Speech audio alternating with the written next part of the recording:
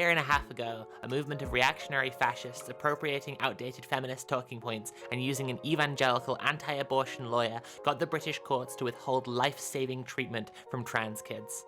In response, we did the Hades Stream for Hope, which raised £50,000 for the private medical costs of trans kids in the UK via Gender GP, which Gender GP matched in kind, bringing the effect of the fund to £100,000. But since then, despite overwhelming public support for trans rights, the war on trans people has only been drawn out further. In the US, across states like Texas, Tennessee, Alabama, Arkansas, Arizona, and many more, far-right Christo-fascists have been trying to make it illegal to help trans kids, to teach people about trans lives, to even be ourselves. In the UK, Stonewall has been strategically excluded from any sort of ability to help LGBT people, and now the government has left an exemption in their conversion therapy ban for trans kids, making it clear to bigots that trying to stop a trans person from living as themselves is okay by them. Sajid Javid, Tory pond scum goblin person, has launched an inquiry into the treatment of trans kids in an attempt to clamp down even harder than before on the provision of life-saving medicine for children. We aren't going to let them do this to us. We aren't going to disappear. We aren't going to be erased. And we aren't going to be legislated out of existence. We're going to show the bigots in power that trans people will always be here, will always keep existing, defiantly and joyfully, long after they are gone and when history remembers them only as the monsters they are. Their attacks are widespread and coordinated, and so our response is going to be widespread and coordinated too. So on the 20th of May, I and my fellow hosts on Red Planet are going to stream to raise money for the UK-based Good Law Project, the organisation fighting to overturn the Tory government's violation of our basic human rights, the Campaign for Southern Equality, an organisation defending LGBT people across the American South, and Gendered Intelligence, a charity that shows trans kids in the UK that they can have a future. Working together, we can bring in the funds to fight back against this exterminationist, genocidal project. Because I know, we all know, ordinary people don't hate trans people. Ordinary people don't want to see us wiped out. Only the ruling class and their simpering bootlickers push this nonsense. And despite their disproportionate power, there are so many more of us than there are of them. It's time to fight for the future. Fight for trans kids, fight for bodily autonomy rights which will affect everyone. It's time to stop running and start believing in the power that we all have when we work together. Join us on the 20th of May on twitch.tv/Sophie from Mars, DJ Mule, Kira Chats, and Conquest of Dread for the Red Planet stream for trans power.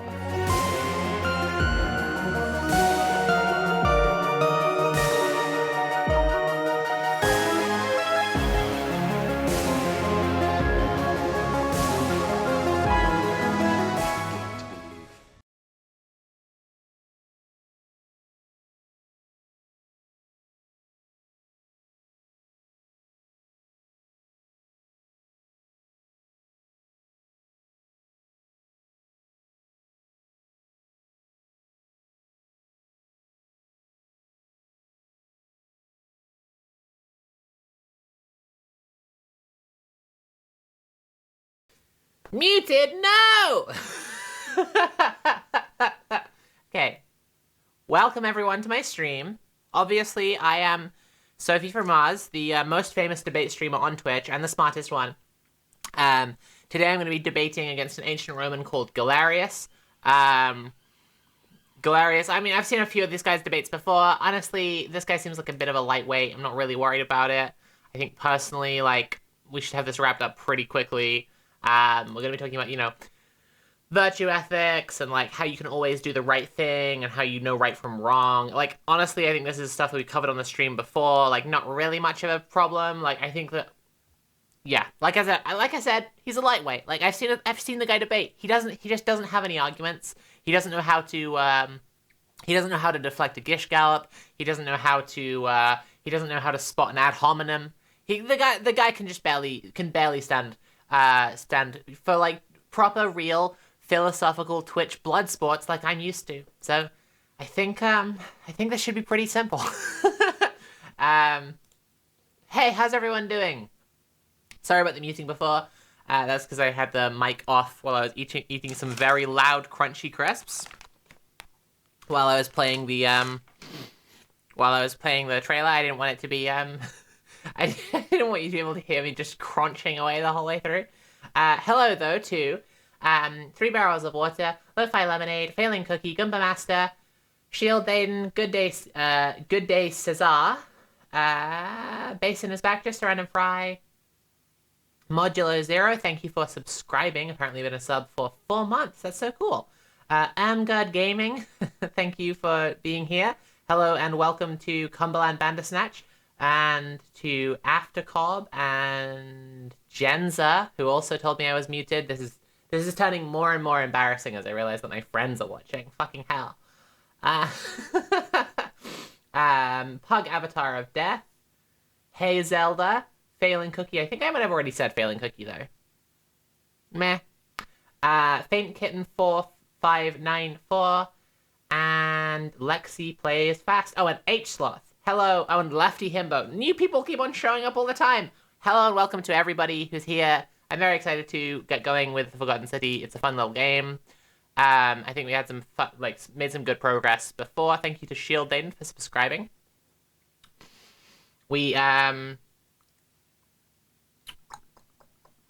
Shield Daden is correct. Don't forget to donate to Sophie on Patreon. They would take a much smaller cut than Twitch. That is true.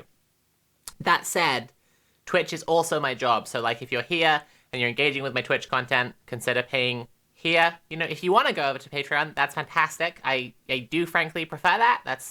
That is better.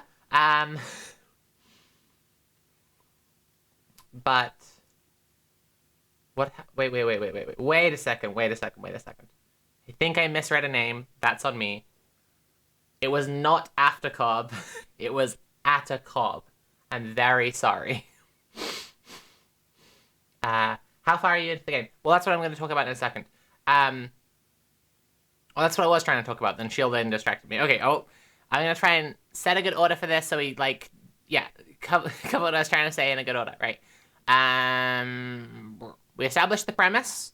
We're in the Forgotten City. It's a weird kind of Groundhog Day thing where Sentius will restart a ritual that sends you back to the start of the day through a time portal if anyone commits a sin. But when people commit sins, something triggers some kind of magical thing that makes the statues come to life and shoot everyone with golden bows that turns them all into gold statues. So that's... Do we do anything else? Yulia is dying of poison on the morning when you arrive. Galerius has a crush on Equitia. There's a barmaid who we need to deal with. She sucks. We'll investigate her more, but she does suck.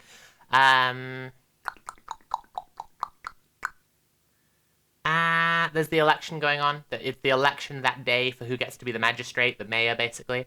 And unless we intervene, Sentius, who is the guy who believes in the golden rule, i.e. that people will all get shot by golden bows and turned into gold, will get deposed and replaced by a guy who doesn't believe in the golden rule called Malleolus. And if that happens, obviously someone's going to break the golden rule and everyone will die.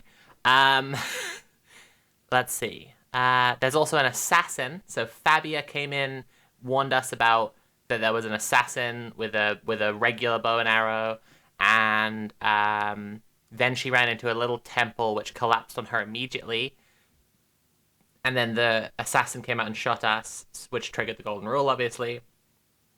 I think that's everything. Dacius is like a market vendor of some kind, and basically in the last stream we established that he had the silphium that could help Yulia from her poisoning, but he'll only sell it for 1,000 denarii, so, you know, he's being a right bastard is the point. I think that's everything. I think we're all the way caught up now. Are we ready to begin? Is everybody ready for some gameplay? Play some game? Okay. It still says it's looking for the game to catch. I hate when it does this. This is so annoying. Come on. The game's on my screen right now anyway. You can hear the game now.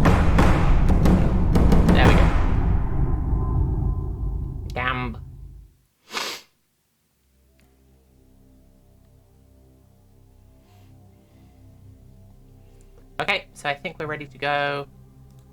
The only remaining thing is for me to quickly say...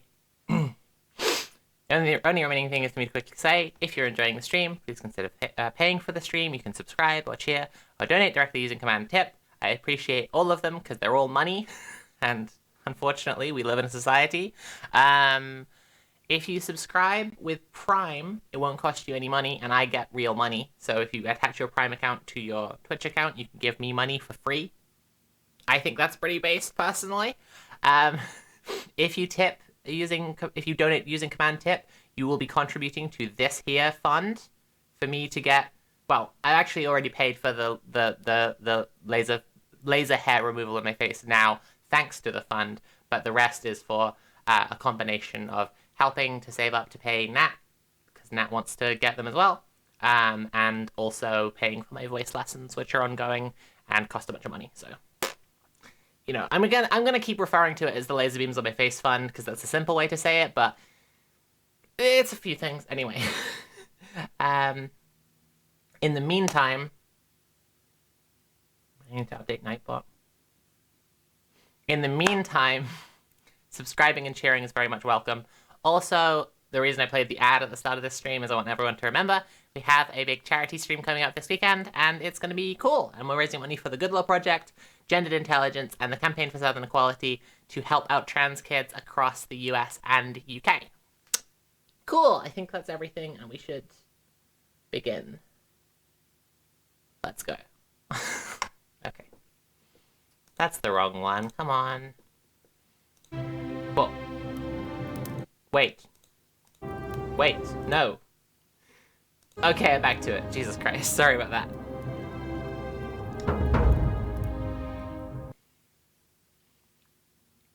I have not yet pee-peed my face. I got the fund has helped me to be able to. I have bought the package of treatments now, but I haven't done any of them yet. I actually have my patch test tomorrow, which is like checking that it's gonna work okay, essentially.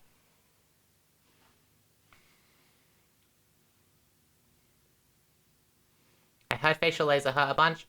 I mean, I've had a lot of tattoos, so I'm kind of like, I don't know, I'm not expecting it to be much worse than getting tattoos, and similarly, I'm getting like a cool permanent effect that I want, so works for me.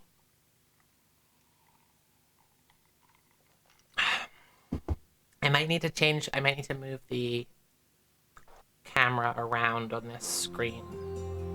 I'm not sure this is a good position for it. Yeah, we'll see. Anyway. Right.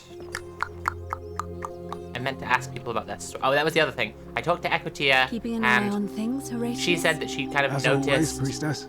Any news about Centilla, Guys, Navia, or Kabash? Fuck off. Fuck off with this. Okay. She said that she noticed a pattern in the way that people had wound up in the weird underground city that you're living in. And so she said that we have to go around and talk to people and understand what that same pattern is. Then let's So, make sure she feels let's go talk to some people. Of course, priestess. Modular Zero says, never did tattoos and the laser was perfectly tolerable, even pleasant much of the time. That's very interesting. This game was rad. Yeah, I'm actually going to be writing an essay analyzing the game and what it's saying philosophically and so on. Is why I'm playing on stream, to kind of prepare for that video in sometime next month. May Apollo keep you safe. Okay. I guess I may as well go talk to a few people about how they got here, since I think that's the mission that I can do now, really. Feeling all right? Okay.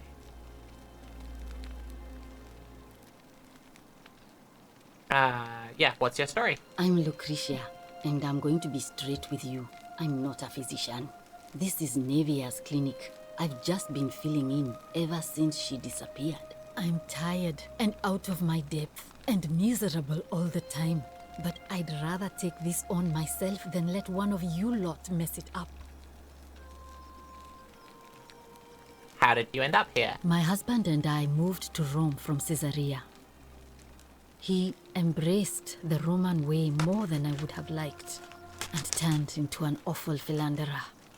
I'm thinking I might need to stop muting my mic if I'm gonna crunch. But I knew Okay, I'm gonna do it. in my right. So I waited for the right time to take what was mine and disappear. And then the fires came. As he prepared to evacuate our villa, I gathered our most precious belongings, coins and gemstones, and the moment his back was turned, I ran. I could barely see for the smoke, and the streets were full of people trampling each other. I ran for the river, like everyone else, and leapt in. The next thing I remember, I was waking up on a riverbank, not far from here.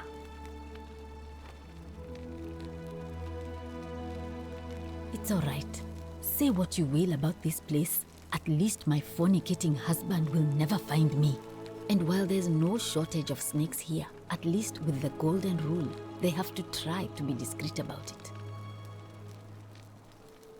Oh, this shrine was in use as a clinic long before any of us arrived here. Kind of strange to set up a clinic in the temple of the god of disease. But the god who inflicts a curse is also the only god who can undo it. So I suppose praying to Apollo for healing kind of makes sense. Well, she used to run the clinic. She was a midwife, not a physician, but she was the closest thing we had down here. And she was good too, until she suddenly lost all interest in us. One day she told me she'd made some profound discovery about the golden statues. This changes everything, she kept saying, but I had no idea what she was talking about. The last time I saw her, the last time any of us saw her, she was muttering to the statues, like she could talk to them. And then she shut herself in the palace, barred the door from the inside, and nobody's seen her since. She's been gone so long now, we figure she's either dead or up to something so strange that she doesn't want anyone else to know about it. But I really wish I could reach her, because that's the only hope I have of solving a troubling problem, a real thorn in the paw situation. One of my patients is suffering from terrible rheumatism. His joints are inflamed and he's in constant pain. He's become so irritable that the smallest things set him off, and I worry he'll end up losing his temper and lashing out. And you know what that means. I just know Nevia would know how to treat him, assuming she's still alive. But nobody seems to know how to get into the palace. Thanks, I suppose. A city without sin might sound good on paper, but whoever dreamt it up didn't think it through. Maybe it was an attempt to create some kind of utopia. But snakes like Decius will always find loopholes to exploit. And what can we do about it? Absolutely nothing. In some ways, we are worse off because we can't take the law into our own hands. Sure. What do you want to know? Do you really want to know? I mean, if somebody poisoned her, then surely they would have broken the golden rule, and so maybe it's best we don't discuss it. Hemlock, I believe. I haven't seen her in months. She's not allowed to leave Malleolas's villa, and they are quite secretive. Gladly. Oh no. Sorry, I don't mean to worry you, but no, that is definitely not normal. There was one other person who claimed she could hear the statues talking to her. But that was Nevia, and she went a little mad. Anything about what?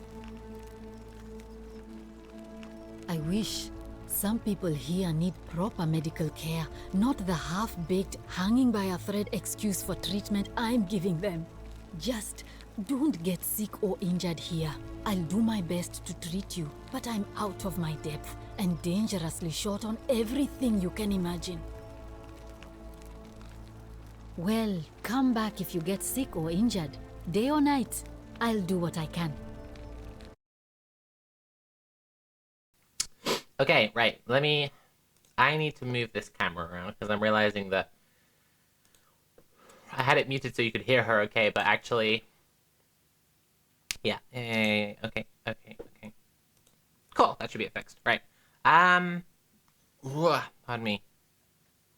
I just had to cram a bunch of crisps down because I haven't eaten anything all day.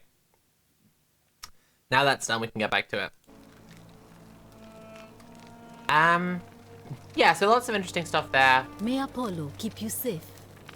I think that Lucretia is kind of an interesting character. Like, she isn't even actually a doctor of any kind. Like, doesn't have any training, and is just trying to do what she can to help people, which is, you know, nice, but also terrifying. May Apollo keep you we safe. We have like a lead for, a couple of leads where, like, a sin might come from. There's the guy with rheumatism, we don't know who it is yet. And there's, obviously, Yulia, in Malleolus' secretive villa. So, let's go deal with the assassin this time.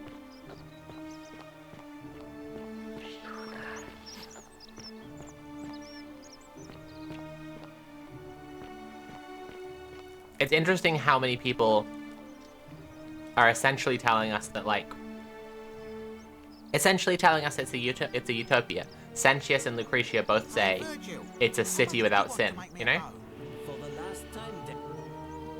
Help! You have to do Yeah, something. I know. Okay. Alright, I'll get right on it. Thank you. I have to hide. Wait. Do not go in there. What? I have a bad feeling about it. All right, fine. Come and find me in my bakery instead. Please be careful. Okay?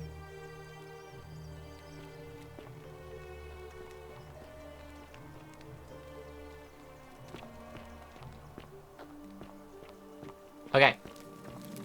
And then I should just be able to tell him to go into the shrine that's about to collapse, I guess? Which... Stop right there.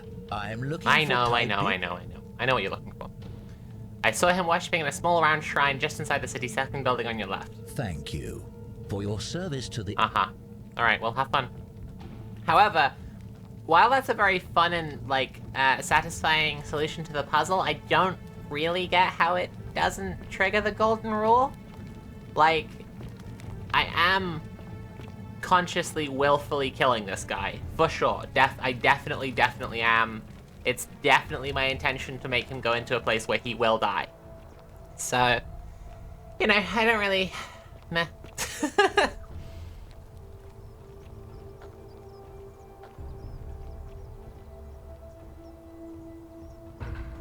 Filthy, lying degenerate.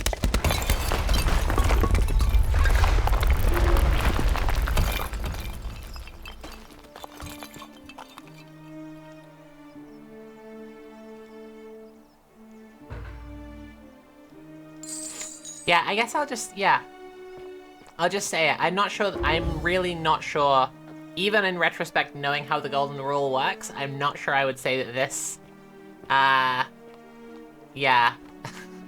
manages to not, yeah, I don't get how that doesn't trigger the golden rule, to be honest. Like, there was definitely some sinning going on there, right? I mean, even just, like, not even on my part, like, threatening someone with a bow. You there! I'm sorry to trouble you, but I couldn't help but notice that fine bow you're carrying. No idea how you managed to get your hands on it, especially in the light of our dear old magistrate's ban, but I'm impressed. And before you ask, no, I wouldn't dream of trying to buy it from you. I have no use for a wooden bow myself. But I would like to propose a joint business venture of sorts. No, this isn't my first playthrough, but I'm aware that a lot of people in chat have not, like, don't know how this goes down, and they're also, like, I know that people are very sensitive to spoilers for good reason, so I'm trying to, like, play dumb a little bit with, like, how the game goes. I know how this stuff goes, and I'm trying to have, like, a philosophical discussion with the game as we go. so that people get the most out of it. Thanks for asking, though. This isn't my first time through, but it is for some people watching. Right.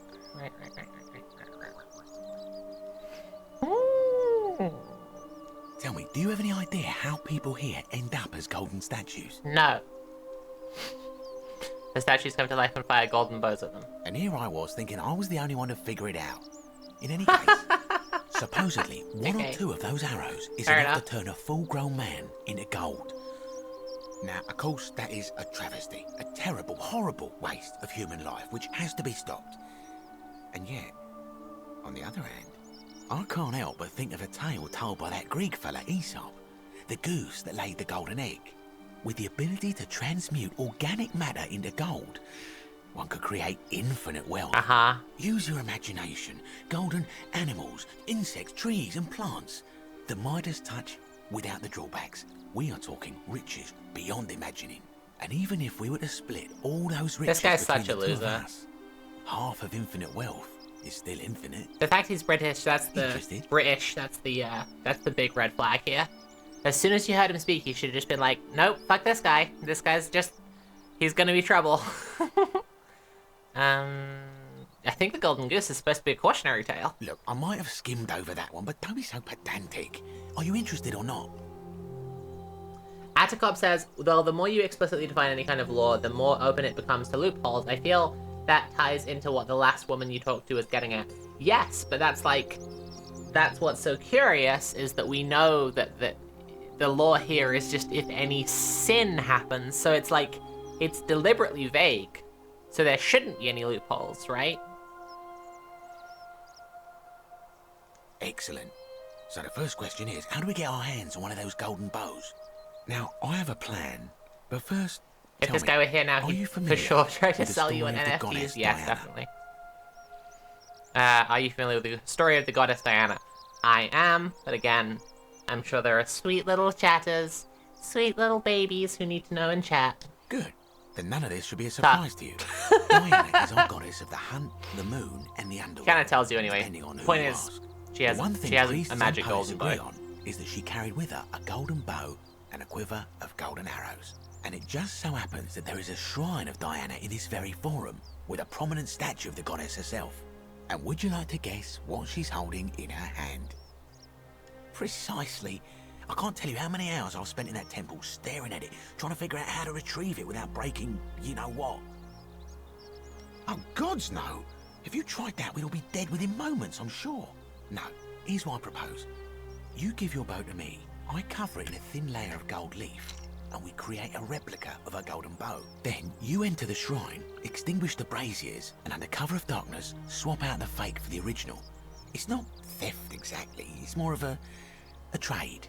But make no mistake, this is a dangerous path, and there's no way. And Dacius obviously thinks a trade is fine because he is all the best adventures begin with a fucking risky first step. free market capitalist. Now, you must have questions. Ask away.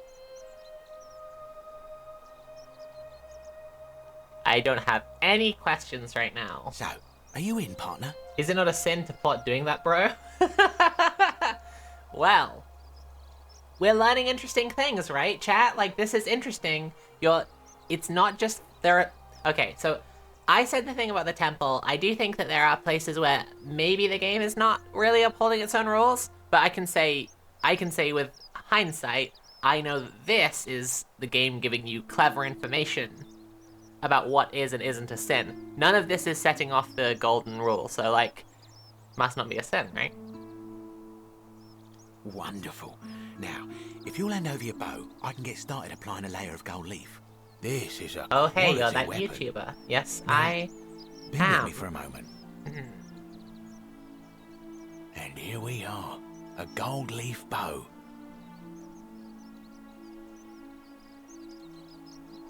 Okay.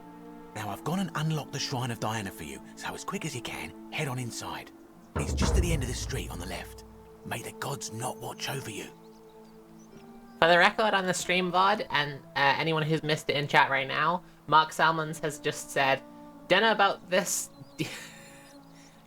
one, Decius. Seems DC sus. I mean, what is Forgotten City, but a very philosophical round of Amogus. Really, I mean, we're just trying to figure out who is the sinner. You know, who's the imposter here. Okay. Oh, that's a good sign. Well.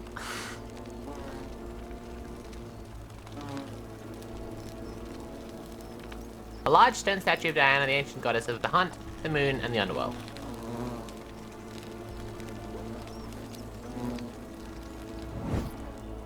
Right.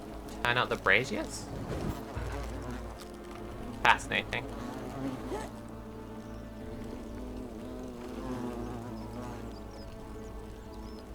How do I... Replace with bait? Yes. I swapped it out, no problem. Great. Is that you, partner? Do you have the bow?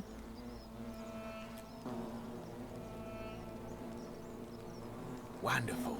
Just go ahead and slide it under the door for me and I'll unlock it for you.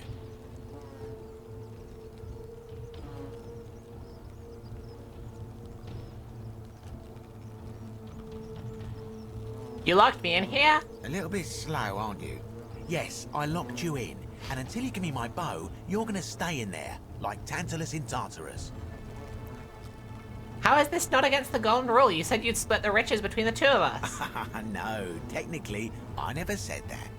I said, if we were to split all those riches between the two of us, infinite wealth is still infinite. It's hardly my fault if you can't tell the difference between a hypothetical and a promise, now is it? Oh, I do love a good loophole.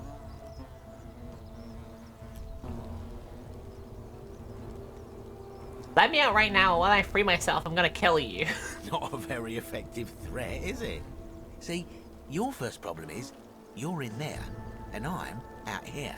Your second problem is the golden rule. What are you gonna do? Kill us all? It's an empty threat. The bow, now. And don't even think about giving me the fake one.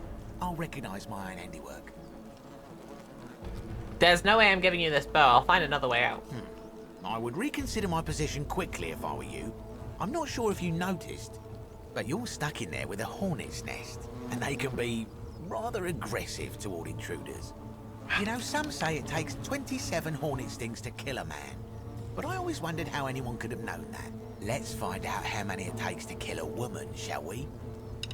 Very cool. But luckily, that hornet's nest would be very heavy if it were to turn to gold.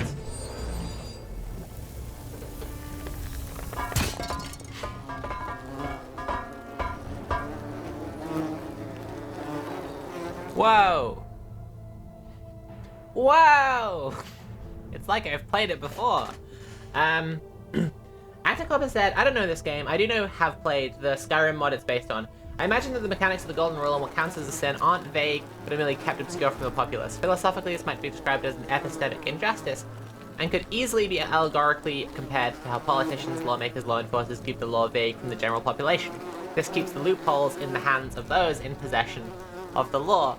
Yes, I think that's a very, very good comment. That's why I read it out to everyone, and I like everyone to bear it in mind. Atticob, you are getting a gold star. You are my star pupil right now. Oh, fuck, a spooky skeleton! One thing that's really good about whenever you come across skeletons is the realization that actually, at least some parts of the city aren't inside, like, are outside of God's sight. Like, clearly, some people have died without being turned to gold, and that's really interesting, right?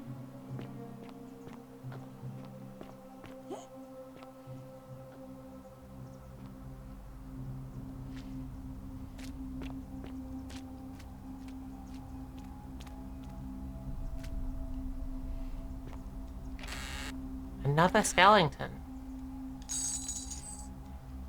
Alright, there's a bunch of algae here, and you can shoot the algae as well, and then it'll turn to gold. And then you can walk on water. Whoa!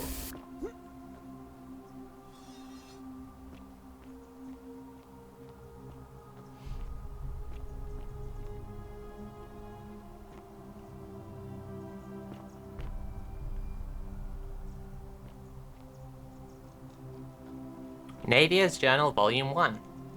My beloved Galatea, I write this so that one day, when we're finally together, you will understand what I've done and why I had to do it. The others will call me mad or a monster, but I don't care what they think.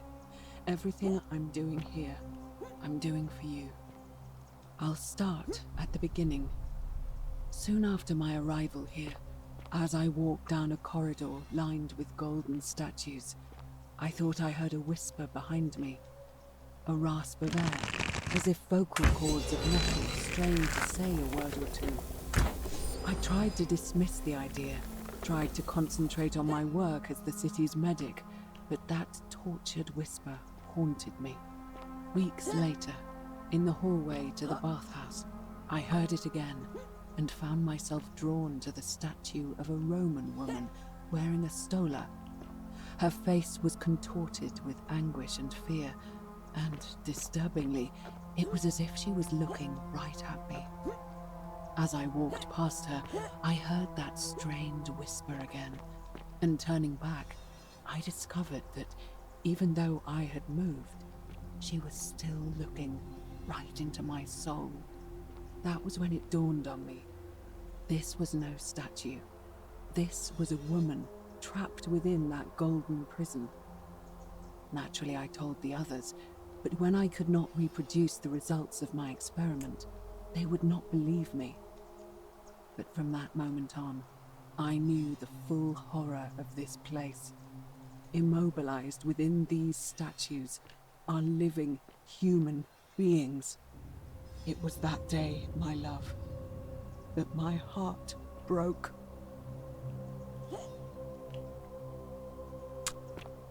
Right, so a lot more interesting stuff. For one thing, no, it isn't the source of infinite wealth because it's just like encasing people in gold. For another, horrifying, obviously, extremely upsetting. But yeah, it's interesting to consider. The setup of this place is not just that you will die if you don't, if someone breaks a rule. It's that specifically you will be forced to watch everyone else. You'll have to watch as others come into the city, try to populate the city, and then fail to, and someone commits a sin and more people join the ranks of the immobilized golden statue prisoners, right? That's an interesting, very, very, very, ancient myth kind of punishment, right? Lime Wielder, thank you very much for tipping £5 and saying, I hope the laser beaming goes well. Thank you so much. I have a patch test tomorrow to make sure that it can actually properly work. And I hope it goes well as well. Thank you very much. Okay, things are gonna get spooky from here on, just so you know, chat. Really fucking scary. So, you've been warned.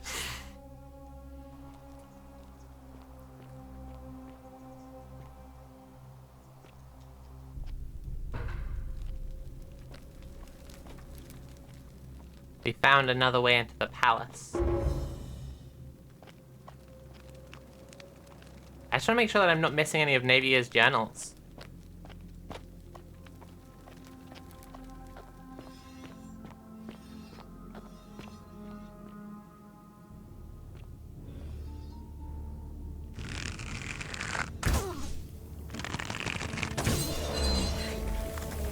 Yeah, so there are some, there are living statues in here now.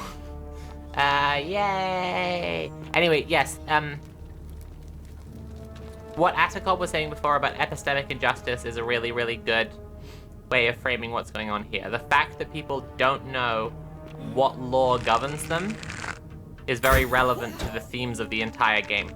And also, the philosophical conversation that they're having. The fact that you could face punishment while not understanding either what you've done or, why it's a fitting punishment, or really just understanding the legal system in the slightest is all pretty interesting. I mean, for one thing, it's very interesting to consider people, even outside of like most people's normal experience of the law. It's interesting to consider people who are, say, immigrants into a country where they don't speak the language very well, and aren't, and you know, have not, and maybe have cultural differences, and a different understanding of things, and then people wield social pressure to have, you know, pseudo legal power over people because say that, you know, the native inhabitants of a You're not supposed to be here. country. Fuck. Oh Christ! They're coming out of the ponds. Is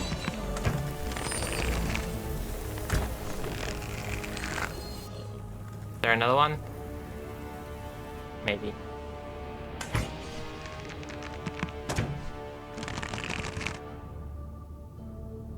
Any more? No, I think we're okay for now. You know, people who don't necessarily know, therefore are at a disadvantage, and other citizens are able to wield, like, law that you don't understand against you as, like, a pseudo-legal power, because they can go, well, if you don't do what I say, if you don't behave the ways that I want you to behave, I will call the police, you know?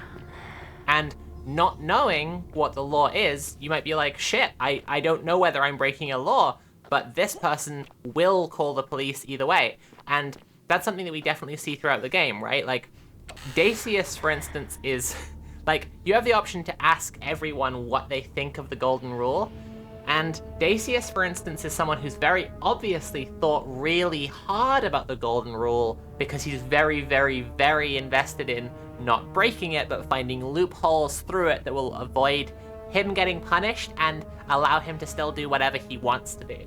I really need the bathroom. I'm very sorry about this. I'll leave you on with the Forgotten City soundtrack because it's kind of great. I shouldn't be more than 5 minutes. I'm sorry about this.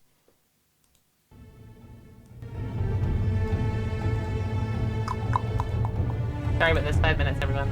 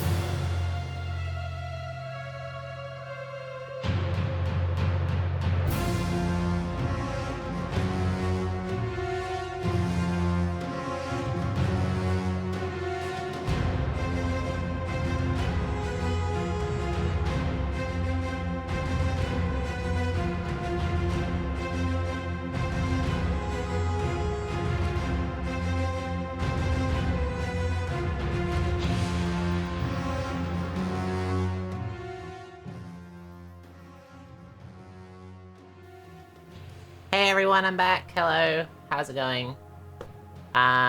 Where's my thing on? Right, cool. I'm back.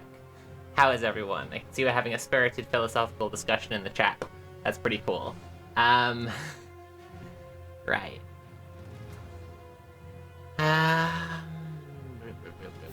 Hey Quill! Oh no. Okay, I now see that Quill left a message before I went away, and I didn't see it until now. Quill, I hope you stuck around. It's good to have you. Welcome to the stream. So now that we've got Diana's bow that turns things to gold, the obvious answer to what god is doing this would be Diana, which means I don't trust it. Yeah, I mean, honestly, I'll say I think the answer to what god is doing this horrible, torturous thing, keeping people in this underground city of punishment and moral, like, torture puzzles, to me, it's pretty straightforward. Just personally, you know, the person who the ferryman of the River Styx is in the employ of, you know, just personally, I think that's, but whatever. Anyway, cops can then show up and claim to be enforcing laws without you having any way to verify it, but there are legal consequences for not taking the cop's word for it. Yeah, I think there's an interesting thing to be said about the contradictions that exist in our current system, and I guess, you know, probably to some degree in whatever system, but like, between how, yeah, between the job that we're supposed to believe that law enforcement is, like, law enforcement, and the job that, like, they obviously do actually serve, which is to defend the powerful and the status quo. Because, like, law enforcement means defending the people who claim the right to create the law, and like, if in a real and like measurable and I guess materialist sense, like, people had control of the law and it was a true democracy, then the people who were law enforcement would actually just be mediating between people when there was, you know, the notion of like a law broken, because defending the law creators, the people, defending the people who write the laws, and actually enforcing what is written in law would be, uncomplicatedly the same task, and that wouldn't be an issue. But obviously, under kings, it was, any notion of law enforcement was just ultimately doing what the king says and defending the king. And now under the dictatorship of the bourgeoisie, defending the bourgeoisie and their claims to private property are the preferred way. Are the new true purpose, but it's still ultimately the same thing. Right, let's go back to the game. One more time, I will say, if you're enjoying the stream, please consider paying for the stream. You can subscribe or cheer or donate directly using command tip. And if you do, I'll really appreciate it because I am doing a job and it's nice when I get paid for that job. If you tip, you'll be contributing to my laser beams on my face fund and helping me to get things that I want, which is nice.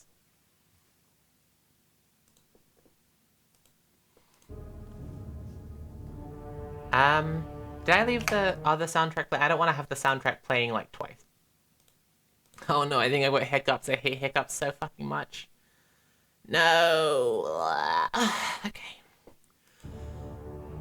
I just gotta take big breaths.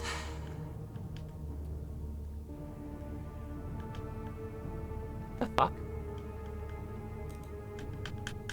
Why is it not letting me do the thing? Okay, it's fine. Alright, back down into the underground passages again. Delightful. Everyone's favorite thing. Oh, fuck me, there are so many.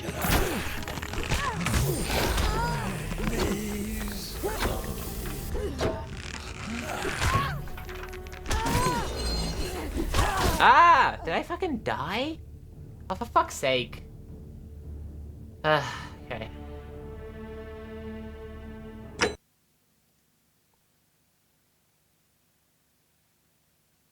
Absolute bullshit. And no one in chat has commented on how nice I look today, and honestly, that's just... Why do I even stream? What am I even streaming for if no one in chat's gonna comment on how nice I look? Like, come on. I do hate the load times in this game. Coming back to it with a bit more distance and like playing it over again, I'm just like, I'm not gonna be able to not talk about how annoying this is. This is too annoying to not talk about, unfortunately. Well, thank you for noticing, everyone. Alright. It's not an issue if you can just shoot the algae at the start. Easy. Frickin' easy. Do you want me to show off the dress? I got it yesterday, I'm very excited about it. It's a new instant favorite. I could get up and give everyone a twirl if they were interested. Clutched arrow, that's good.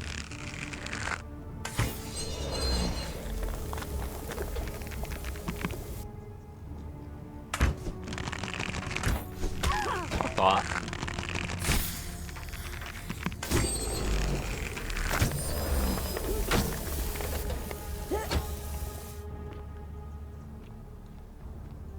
$12, please? Yeah, okay, I can 12. I can give you all a 12. I like this dress a lot. I'm very excited about it. So I do want to show it off. I've also been down in the park and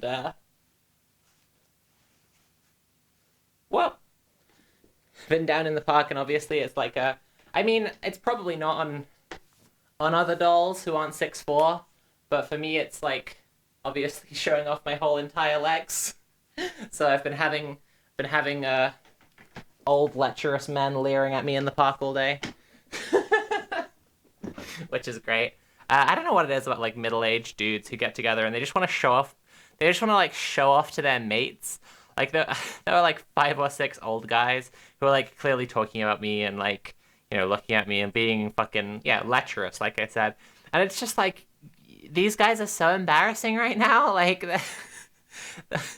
the one of them hasn't put any sunscreen on and he's just like beet red in the face, like that kind of like reddish orange that like proper gammon people go when they're just like utterly burned up. And it's like do you think you look cool to your friends right now? Actually, I had a way funnier experience I should tell you about. I was going to Big Tesco, as the British are known to do, and I was wearing this, and I walked into I was walking across the car park to go into it, and a guy on an electric scooter went past. He was in double denim. Like, it's not super relevant to the story, but it's like it adds to the picture, I think. And he went past on his scooter, and as he and like I say, the gams are out. It's very exciting for these poor men. Their single brain cell is going. It's really overwhelming them. I think in total seriousness, I'm not trying to be big-headed about my own attractiveness. I do think that I draw the eye quickly because of my bright pink hair, and then a lot of dudes who are just shamelessly horny in public then express it towards me because I've just caught their eye because of the pink hair. And this is kind of measurably true. On hotter days like today, I go out in short shorts or a short dress like this, and it's these dudes are everywhere. Anyway, he came past me. He was on his electric scooter. To be clear, I didn't mean a mobility scooter. I'm talking about the kind that you can, the kind that will be around and you can rent them. I forget the name of the brands or whatever, but literally a push scooter, but rented. You don't sit down on it. He came past me, and I heard him approaching, and I wanted to make sure that I was standing out of the way, so I looked around, and I saw, and because of that, I made eye contact with him as he came past me like this. And I just burst out laughing, he was, he was being so, over the top horny. It was that's what I mean. I just burst into laughter because, I couldn't think of anything, I didn't know what, I was just how, my guy? Just go crank one out if you have to, honestly, you can't be this horny in public. It's a problem. It's actually a problem.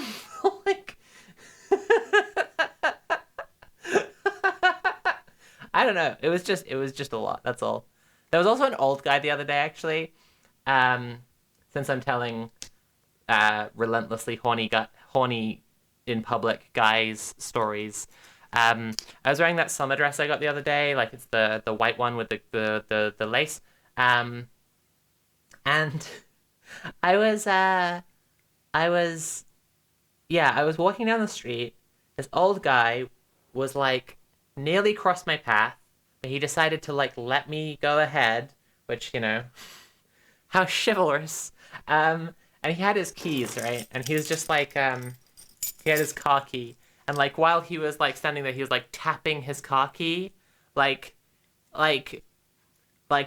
fucking sexual frustration was palpable, and he was watching my legs the whole time while I was walking past. I was just okay, man, fucking get a hobby. And I went another 10 or 20 feet, and I looked back, and he was clearly looking at my ass, and he because I looked around, and when I looked around, he was immediately it's just men. Anyway,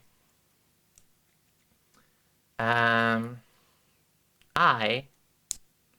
gonna take some MILF pills so that even more men will fucking get so distracted they crash their electric scooters or something. You need to carry spare bottles of water for all these thirsty people. Yeah, I think that might be the only option, honestly. Yes. Bunch of freaks, it's so hard not to stare at women in public. Yeah, yeah. Is it so hard? Is it so hard to not just stare at women in public? Yeah. I'll make no secret of that, at the same time, some of the attention is some part of the attention is also flattering, and it's also like, you know, compared between like how men would treat me when I was like less far along in my transition to how they treat me now, I prefer this, but like sometimes it is still a bit like fucking hell. You know, I mean, it's I think I tweeted something like this yesterday. It's like I don't think I'm gonna ever get used to like turning around in the street and there being a guy who is staring right at me, making eye contact when I turn around, smiling at me, and it's like, do I know you? Like, it's just so bizarre, and it's just like, By the way, the reason I keep on doing this is that I'm where I am with my voice lessons is that I'm trying to get rid of chest resonance, and I'm finding that like one of the quickest ways to measure that is to just literally put my hand on my chest and see if like I'm feeling that I'm like doing any resonance there, because I can kind of, you know, moderate away from that if I am. But anyway.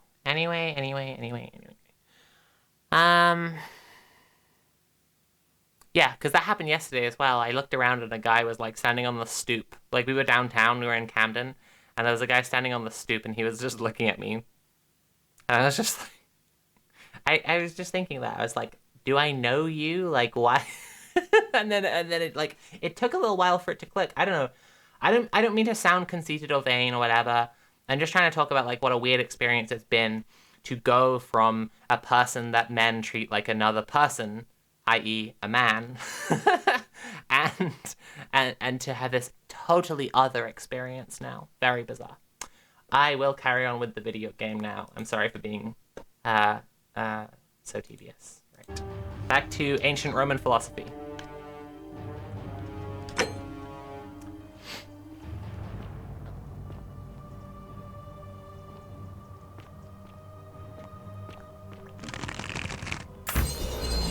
What's this? Is this just a platform to stand on? Yeah, I guess so.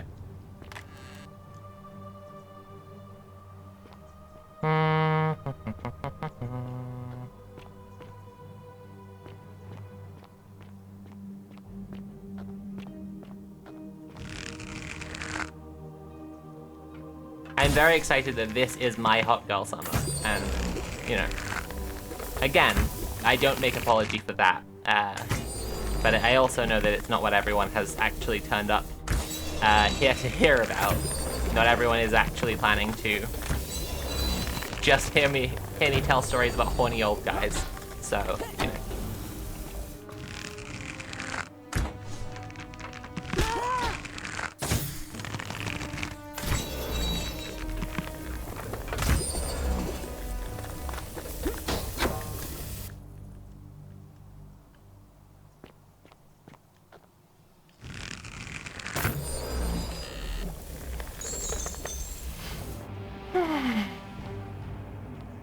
But it's amazing what magic pills can do.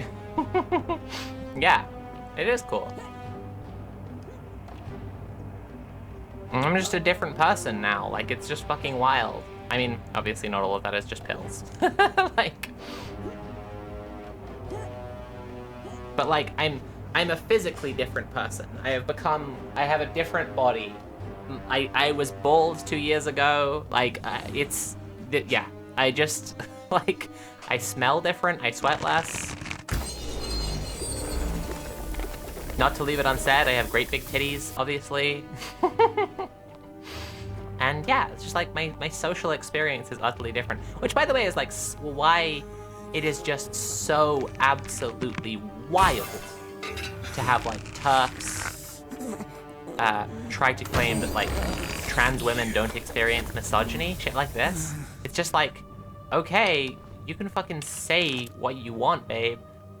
If it like makes you feel less like putting the fucking loose cord from an iron in your mouth because you hate your husband and children so much, but like it doesn't change the fact that like when I then walk past your suburban husband, fucking he's checking out my ass and wolf whistling me and like, you know, doing all of the shit that's absolutely like the most classic feminism 101.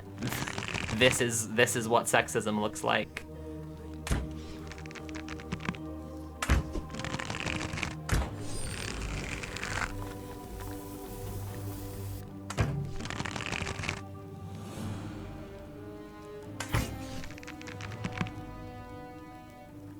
Ah, fuck's sake.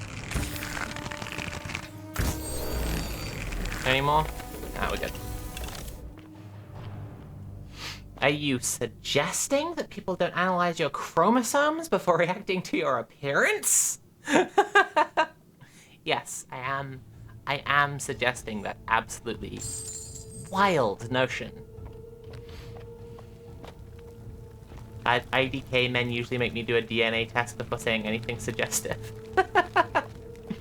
Right, exactly.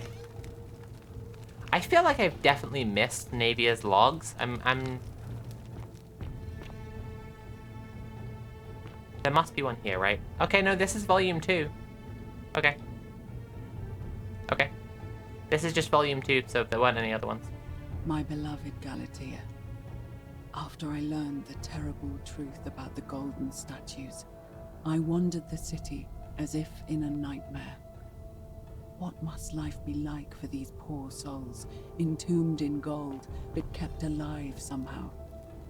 Trapped in their own personal Tartarus, consigned to eternal torment, too horrific for any sane mind to comprehend. I tried to offer them what small mercies I could. I began to talk to them, to keep them company. I'd imagine backstories for them, give them names, and tell them of the world, of the histories and stories I'd learned as a child. As the others became more concerned by my charity, I sought solitude from them, preferring the company of my tormented charges. Discovering a way into the abandoned palace, I began to spend my days walking its halls and sharing with its occupants ancient tales, my mind turning to those of Apollo and Daphne, Perseus and Medusa, and Pygmalion and Galatea. Pygmalion, the sculptor who fell in love with a beautiful statue, and who, praying to Aphrodite for aid, discovered that his beloved Galatea had come to life. It was then that I heard you whisper to me, Galatea. Forgive me. I know that is not your real name, just one I have borrowed from a story. When I turned to look at you, I saw the most exquisitely beautiful woman I have ever known. Your face, forever frozen in a look of haunting sadness. Our meeting gave me new purpose, to free you from your golden prison, so that I might one day hear you speak, not just whisper your true name to me. So I gathered tools for the long and difficult task ahead, barred the doors to this place, and set to work.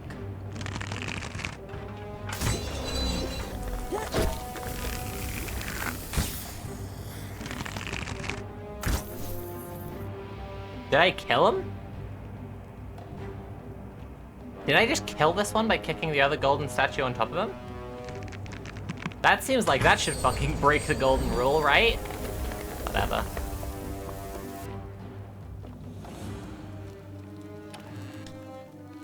At some point I just have to like take their word for it.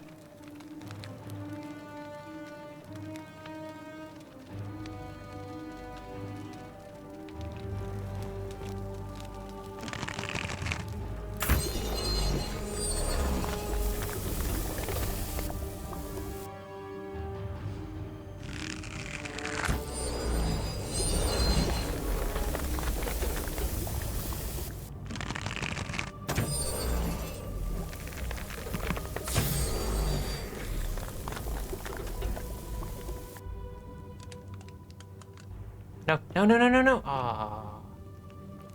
Fuck, okay. Now I gotta go the whole way around again. Alright.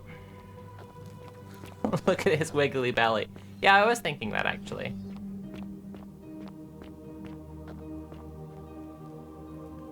Oh, wiggling no longer.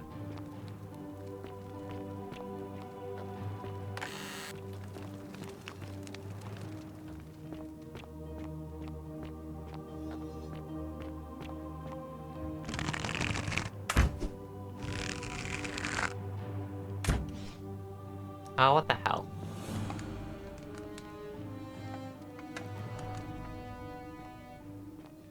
Oh, fuck off!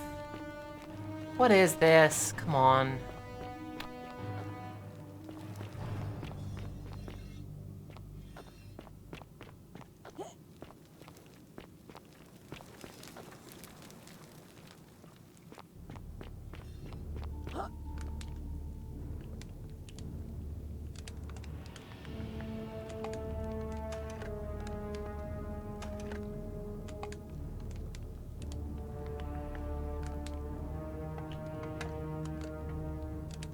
Oh, the way I look is like...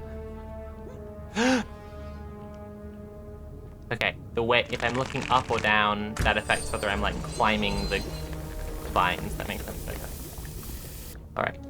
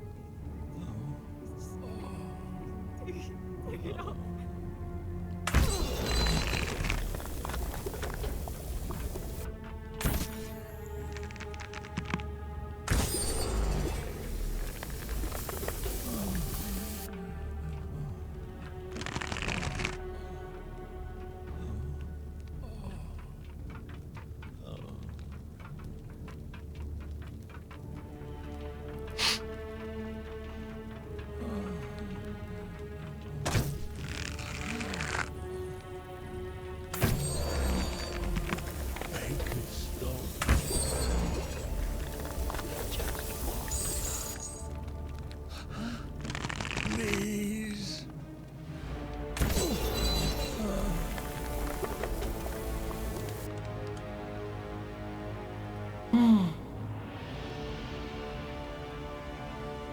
So this is the palace, and for those who haven't been listening along to the audio logs from Navia, basically, Navia was the town physician. She could hear the same whispering from the golden statues that we can hear, and it made her determined to figure out how to cure the people who are trapped in the statues of being trapped in the statues. And so she's like retreated into the palace and decided to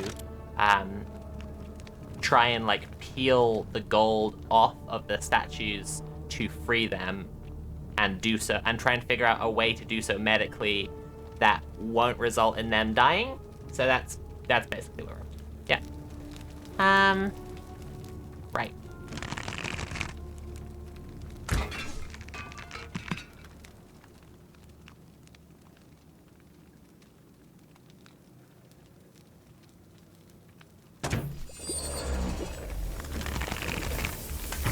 Fuck.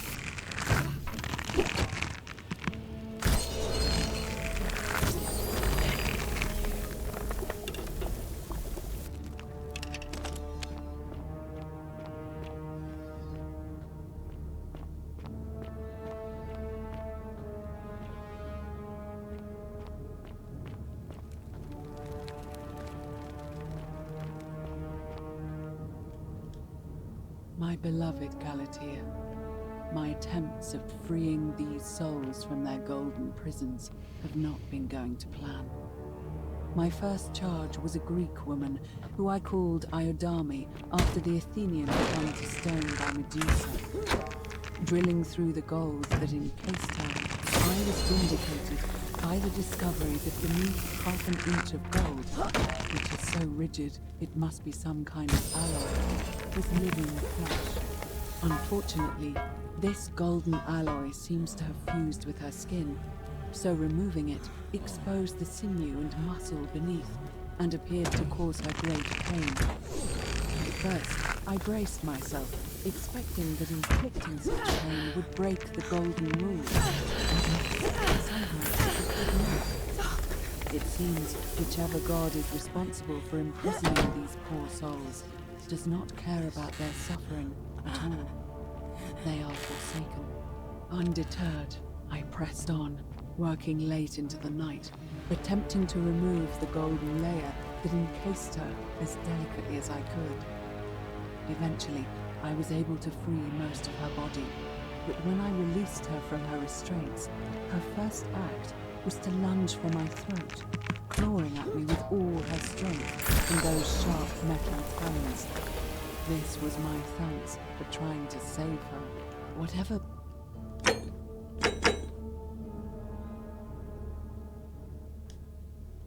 possessed Iodami to attack, she was clearly not a suitable subject for my experiment, and I was forced to lock her inside an isolated wing of the palace and bar the door. As I continued working on others, I could hear her flailing and launching herself at the other side endlessly. Regrettably, my other experiments bore similar results, and after relocating a few times, most of the palace is now too dangerous to work in. Still, as much as my heart aches to know that you're suffering, I cannot risk attempting to ungild you yet. Not until I have perfected a method that will bring you back to me, whole in both mind and body, and ensuring your humanity is preserved. I promise you this. One day we will be together, even if I have to free every last statue in this god's forsaken place. Wow, I can't believe the person who I just basically skinned alive is mad at me. Ungrateful. Yeah. It's, I mean, that's...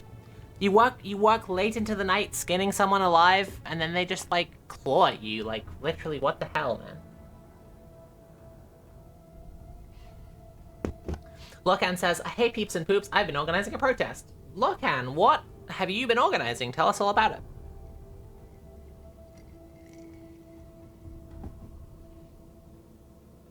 Right. Okay, and then I think that Navia is in here, so... yeah, okay.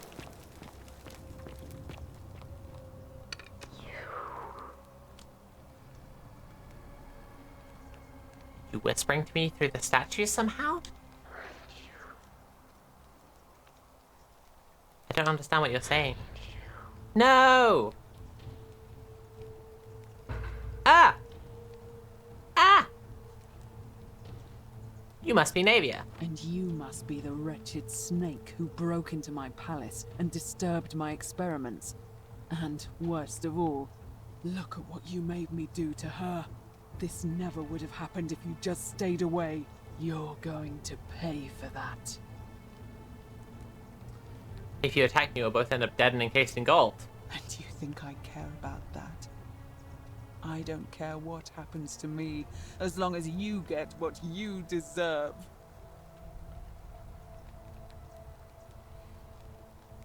This has nothing to do with me. Liar. I locked and barred the gate. I left a message warning you all to leave me alone. I just wanted to do my experiments in peace, for her. And now look at her. You made me Do it turn for the her. most beautiful woman I've ever seen. The most into fucked this. up do it for her possible. Look at her. She's in agony.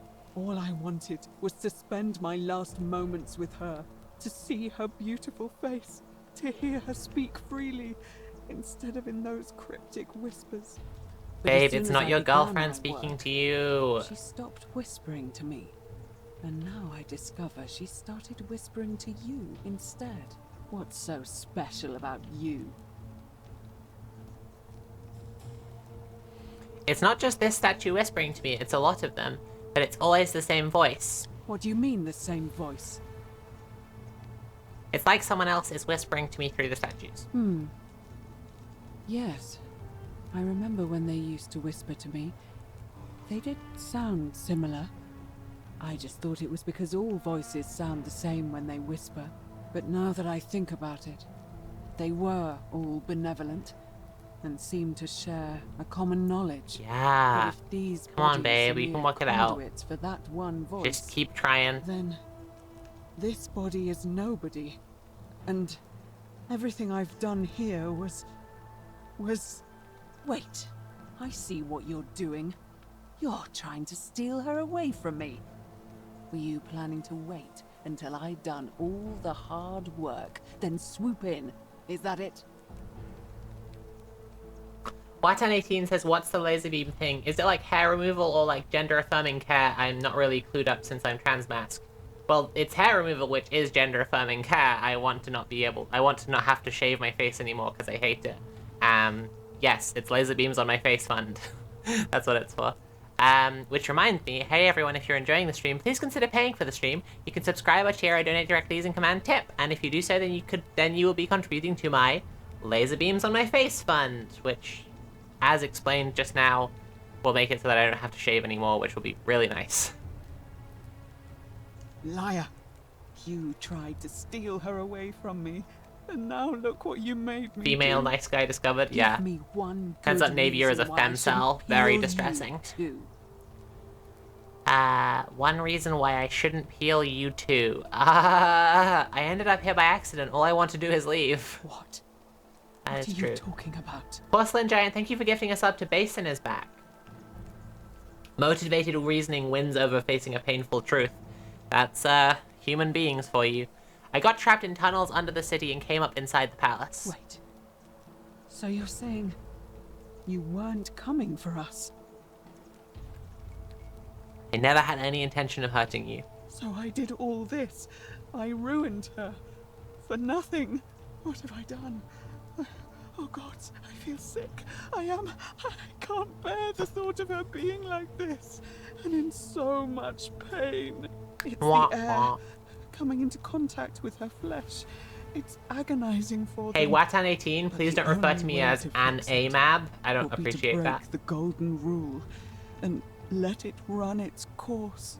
At least that way she'd be golden again, and we'd be together. All it would take is one little cut. Wait, I can undo all this if you just tell me the treatment for rheumatism. It's too late. There's nothing you can do. No! I have to do this. I'm sorry. You're wrong about that. Okay, I can cover her in gold again, or I can wind back time and make it so that I never came in here. I mean, I can cover her in gold again. What? How? This golden bow is the weapon that encases people in gold. Hooray! Really? I'm not sure I believe you. But if you can undo this mess... Look what you made I'll me tell do. you what Always you said need by the to person know. in the right. But Yes, if you're always, lying to always. me, I'll break the golden rule and kill you and everyone else in this city. Understood? How are threats not breaking the golden rule? Like, I mean, maybe we'll discuss this again when we get to the end of the game and I've shown you all what the golden rule is, but like, I do not understand how these people just keep on threatening each other all the time and saying, I will do this if you don't do that. It's like, that's a sin. Intimidating and threatening people and manipulating them into doing what you want them to do. Surely? I don't know. Fucking hell. Right between the eyes. Let's fucking go.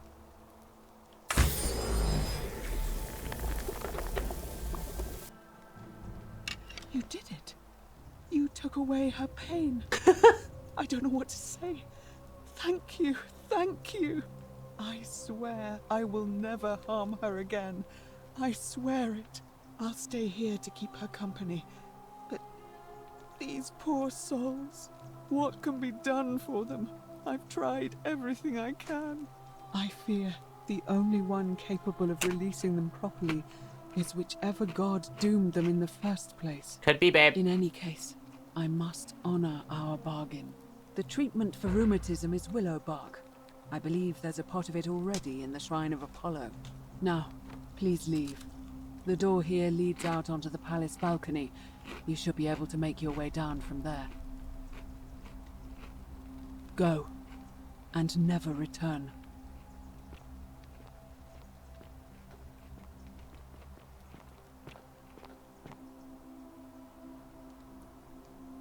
But I want to know what you think of the golden rule. I have no way of telling based on your actions so far or anything that you've said, and I want to know what you think of the golden rule. Damn it.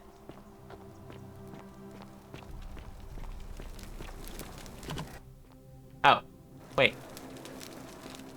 I am supposed to go past her here? Okay. Fair enough. Oh no, fuck. The Giant's returning to Twin Peaks. It's happening again.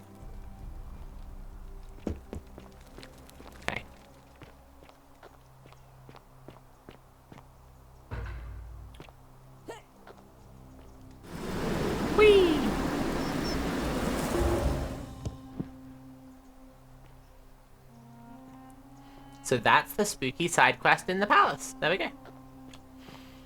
So I think what's interesting to examine here is obviously that all the harm she is doing to those people doesn't break the golden rule, doesn't count as a sin, right? And again, cluing us into what a sin is. I think it's worth examining the philosophy of doctors here and the philosophy of caregivers, which is first, do no harm, right? But there is a really interesting calculation of harm that all doctors have to do, which is, what if harming people helps me cure a disease? What if trying out different treatments on an ailment or a disease or whatever gives me the opportunity to figure out how to cure other people? Ultimately, that's for the greater good, isn't it? And if I'm trying my best to cure them of the disease they're currently suffering from, and that harm only incidentally arises from that, then the harm I'm doing is all part of, you know? Like, that's what I think is really interesting about this. It's really interesting about the nature of the Hippocratic Oath, the nature of do no harm. Because, like, in reality, in real life, doctors have to figure out how to do no harm, right? In a way that sometimes does include just doing some harm, basically. I'm like, you can see places where this does not extend, right? You can see places where this does not extend to.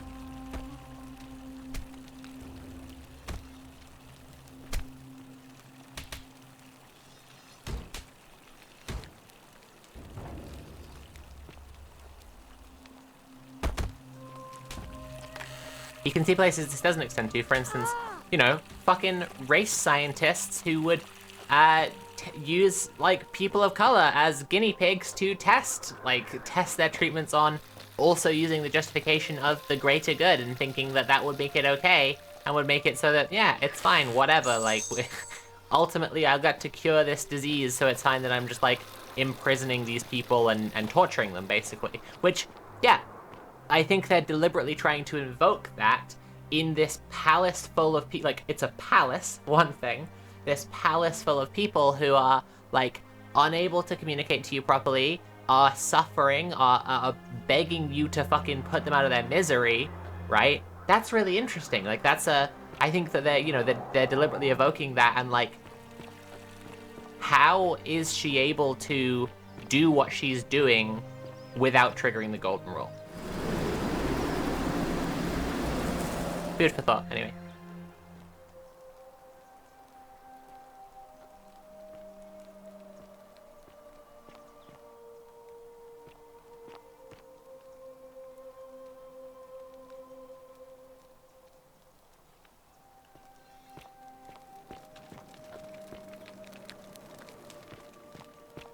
I just think that the exploration of the concept of a sin takes us through the entire, like, the game. How come you're allowed a weapon and I'm not? The game, just like all fantastic explorations of philosophy and history, starts with a deceptively simple question, and then winds its way through, like, it ends up having a discussion of, you know, money, the economy, justice, medicine, our responsibilities to one another, social systems, social constructs. It just winds up encompassing the whole entire thing. And that's what, for instance, Plato's The Republic does. Socrates wants to answer the question, what is justice, right? A deceptively, you know, a seemingly simple question that turns out to be really, really, really complicated, and ends up, like, you know, winds up with Socrates, like, planning out a eugenicist society where they won't let certain people who they consider to be gold breed with certain people they consider to be bronze. Like, it ends up with him planning out a society where they won't let the people who are being groomed to be leaders of the society play bad people if they like participate in community theater, because when you imitate something you have to take on its characteristics. So if you're acting in a play and you play a villain, then you're being villainous and you'll wind up like turning evil or something. Like it's just fascinating. It's just really it's really interesting to see that like that's been present in philosophy for such a long time, and like how well they've replicated it here by having an entire city. So everywhere that you go, you can ask every person who is themselves a facet of city life and therefore society what they think of the Golden Rule, where they came from, what they're doing, like how they're interacting with others, and they all have something really interesting to say and to tell you about life. I just think it's really cool.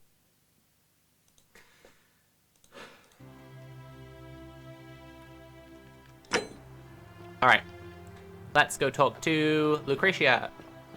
That's quite an impressive bow you have there. Just like Diana's. Yeah.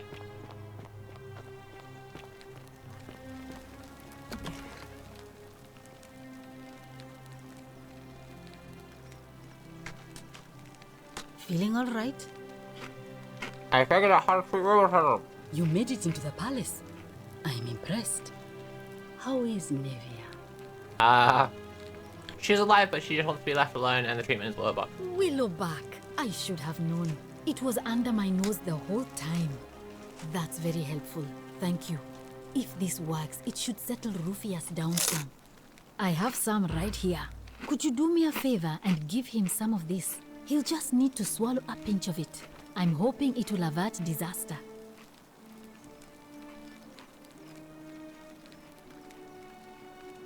Okay. Thank you. I'm really glad you arrived when you did. All right. Well, thanks again for helping remove the thorn from the lion's paw. The spirit of Androcles smiles upon you. So, something that's really interesting now is we have not yet met Rufius. So, as a streamer trying to take a bunch of people who have not yet played the game through the game, I'm gonna like hold off on curing Rufius because I need to show people what's going on.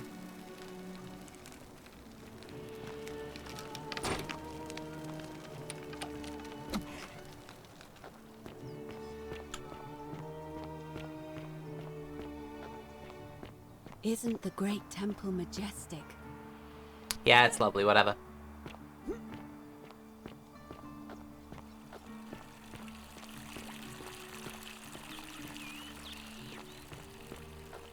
I hope you have a good reason for flouting my weapons ban. Okay, let's have a chat with Sentius. We're finally alone. I assume you already know who I am. May I know your name? We have? Wait, if I understand correctly, someone is about to break the Golden Rule, forcing me to create a portal in time to bring you here? I must have entrusted you with figuring out who the culprit is. Only, I assume we failed, and you had to start over. Is that about right? If so, what happened?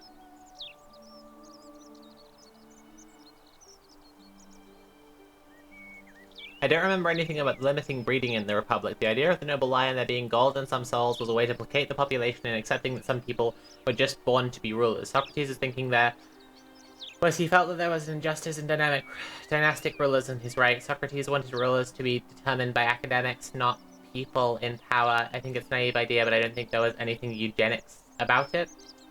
Okay, well, I read the Republic pretty recently, and I can tell you he says pretty explicitly we should keep the gold people away from the bronze people. Ah, I see. Look, it's unfortunate, but all that matters now is that you make use of what you've learned and gathered and do better next time. Now, I assume you've sought me out again for a reason.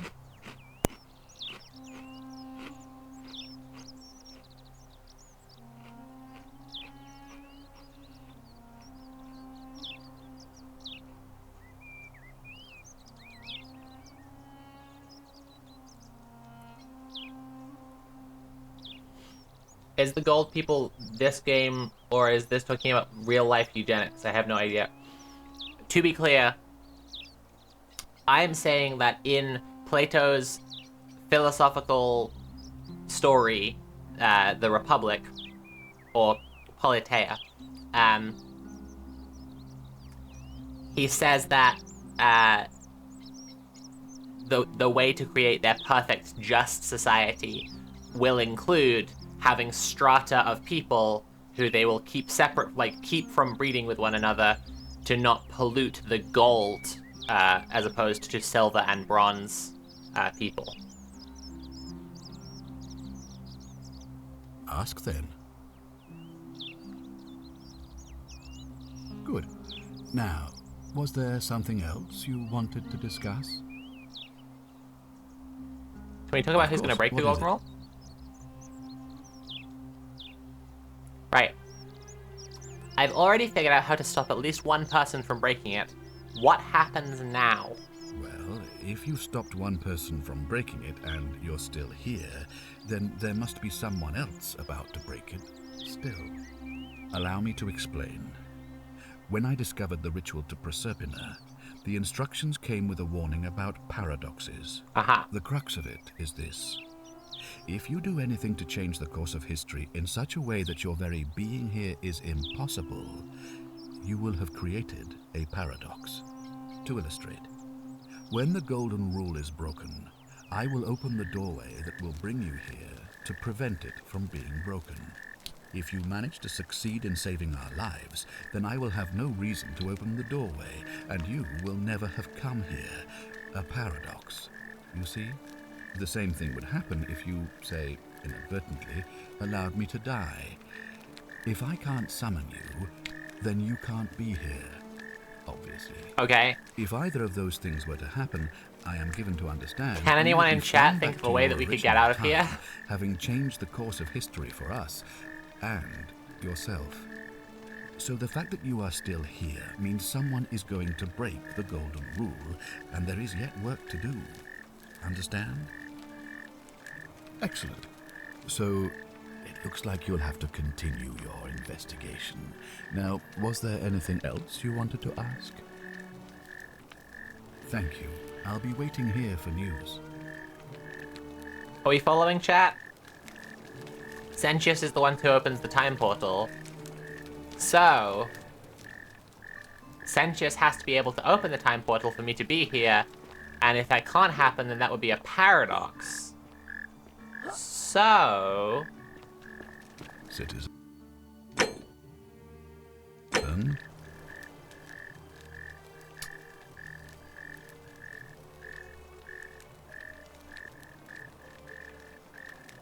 So... Don't be so foolish. If you kill me, we all die. Uh-huh. Allow me to explain. The correct to it this Uh-huh. Uh-huh. Indeed. Thank you. Uh-huh. Uh-huh. He's gold now. The many shall suffer for the sins of the one. Ah! I created a time paradox!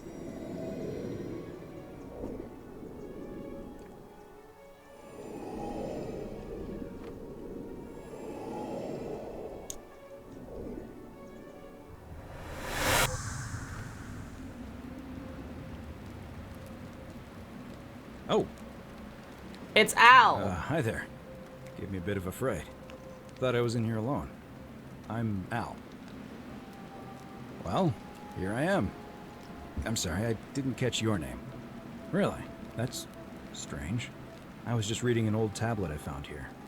Well, trying.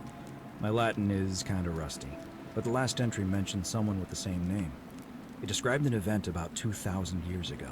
Someone with your name appeared in the city out of the shrine of Proserpina and murdered a local magistrate, breaking some kind of ancient law. It said that the voice of a furious god rang out, and the ground trembled and statues sprang to life, firing arrows at the city's inhabitants. And they engraved that into a As the tablet before they were citizens shot? screamed and died in pain, the stranger just vanished in a flash of light. Oh man, help me. What? You got that? That was me. What? You're saying you were here 2,000 years ago? I'm not sure I understand. When I first arrived here in the present day, I found your corpse hanging from a noose. Do I have to tell him that? I'm sorry, come again? Let me see that. God, why does this writing look so familiar? I've spent a lifetime in this place going around and around in circles. This is disturbing, but I don't understand how I could have written it.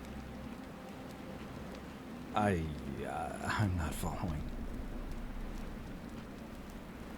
So you're saying, because a man from 2,000 years ago is dead, he never created a time portal, so I never went through it, and that's why I don't remember any of this? Pretty much. I guess. So what you're really saying is, you brought me back from the dead to let me die all over again. Uh-huh. You saw the tablet. I spent a lifetime searching for a way out, and never found one. I can't see how I could possibly find one now, so it seems Yeah, like that's we're pretty both gonna depressing. die here. I regret nothing. I regret nothing. How can you say that? You murdered a man in cold blood, and now there's a city full of dead people. It's only a matter of time before we join them. I guess all those old Latin inscriptions were right. Pro peccata unius multis dolabunt. The many shall suffer for the sins of the one.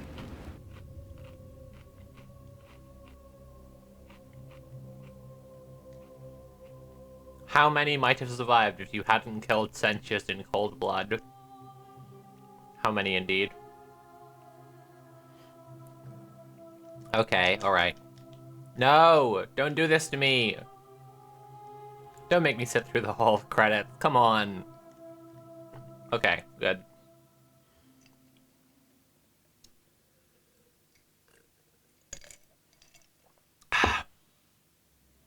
Okay.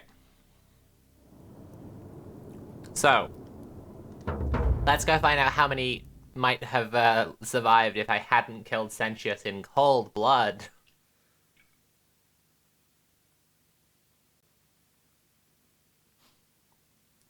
Weird to call it in cold blood when you are the one who actually has flowing warm blood compared to Sentius.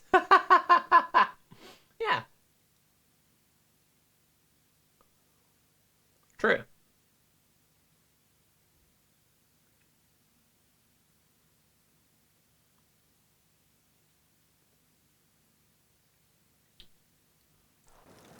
Citizen. Uh-huh. Okay, I won't kill him this time.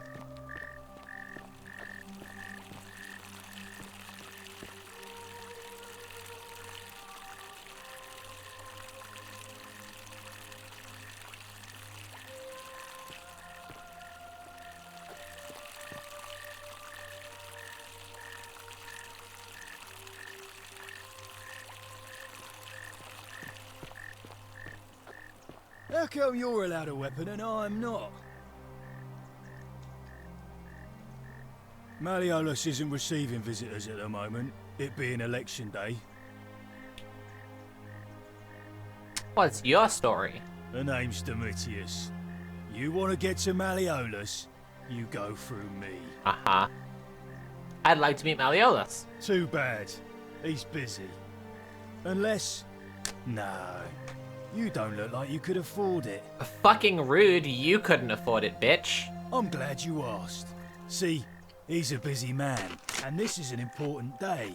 He'll be inside practicing his victory speech for tonight. Left me strict instructions he doesn't want to be disturbed. So if you want to see him, I'll need something valuable in return.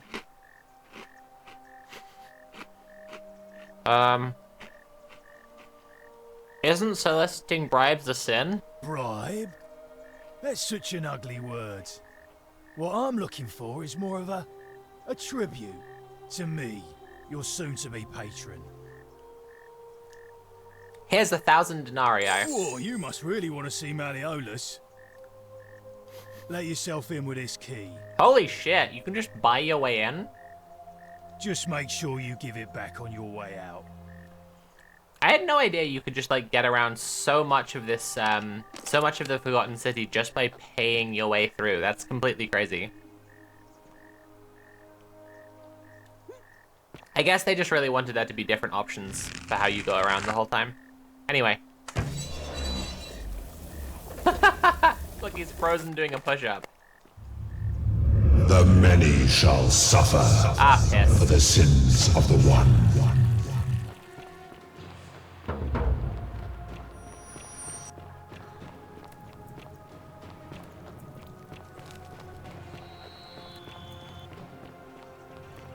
Oh look, and you're reading October as well?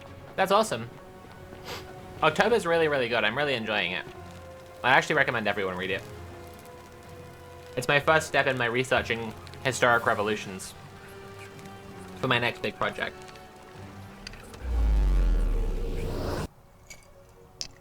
It's also kind of weird to get that mad about a murder 2,000 years ago. Yeah, Al is a very interesting guy, I think. He's kind of just like... I think it's interesting that I guess he's exactly the kind of character you usually have in like philosophical dialogues. He's like very... When you show him something logically, he understands and believes it to be true.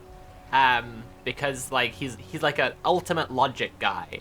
Like with Galerius, like you can prove to Galerius that you are actually factually from the future. And if you do that, then it's not like, you know, he just acts accordingly, basically.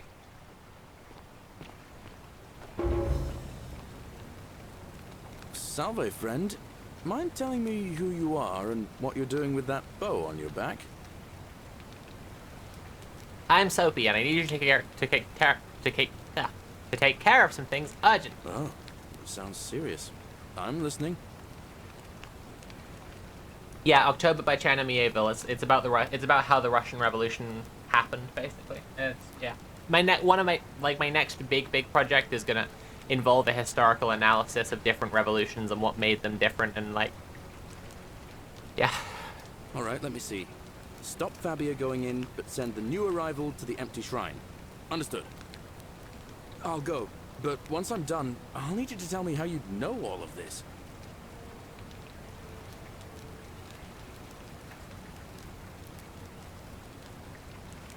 Okay. No! Damn it. Well, I tried. Oh, shit. Oh, hang on a second. Now I can actually, now I can actually get into this. No, hang on. If I actually can. That's the, right. Fuck.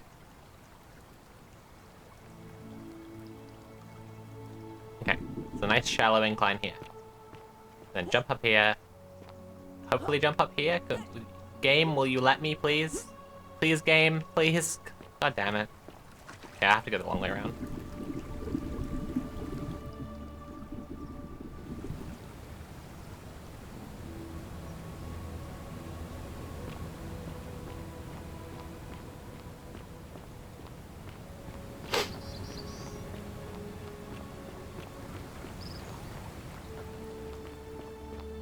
Right, so now I can turn the algae over here to gold. Then I can use that as a little platform to get into this bit here. Where there's a bunch of money and some arrows, which is nice.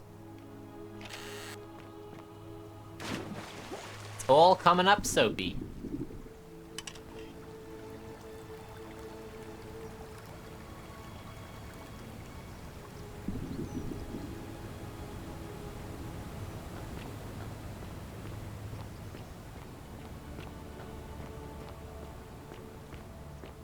Room.raw, I am begging you not to read Sterner unless you are dead set on... Unless you are either already an asshole or dead set on becoming an asshole. Don't read Sterner, I'm serious. It's like... It's such a fucking waste of time. Cerberus lifts his triple head and lets out his threefold braying. Livia, Would you stop muttering like Medea? Oh shit, over the a poison. cauldron? Fuck, I just realized I need to go deal with the poison.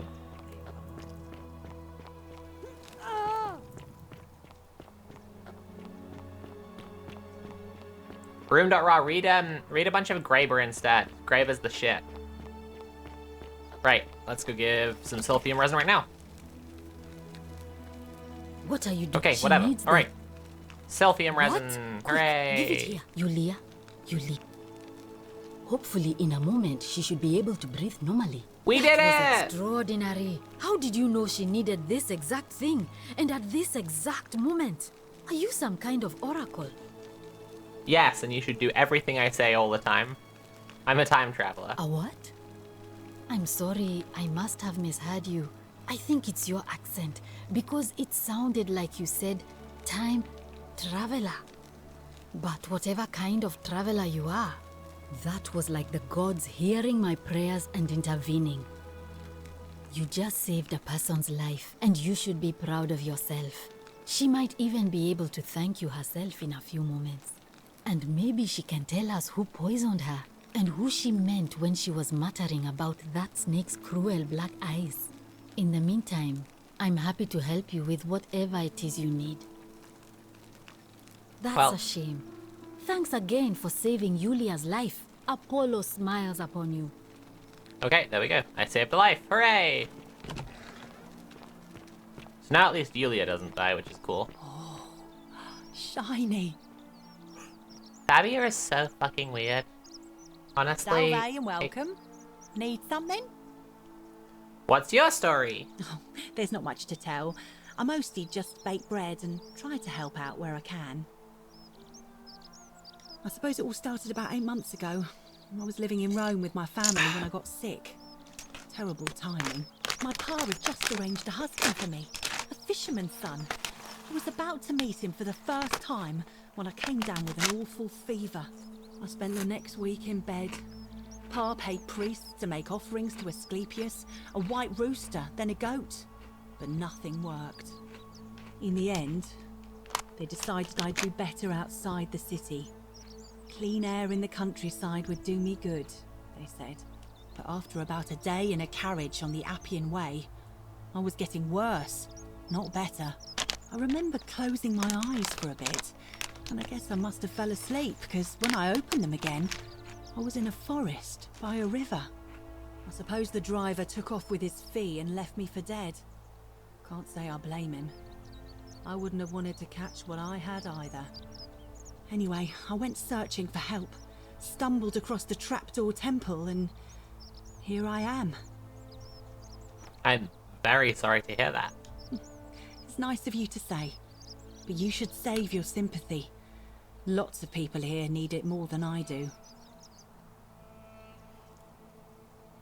So, what do you think about the Golden Rule? Oh, I try not to worry about it. I mean, if people are nice to each other, we won't have anything to worry about, will we? Well, Fabia's got it. Thanks. And I like your teeth. They're so white. And your clothes.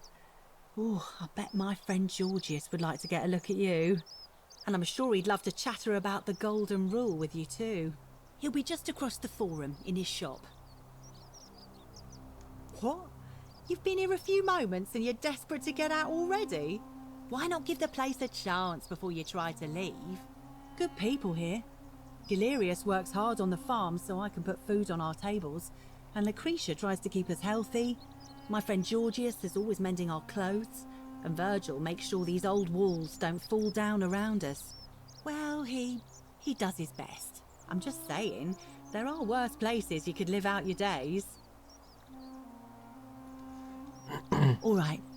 Thanks again for taking care of our problem.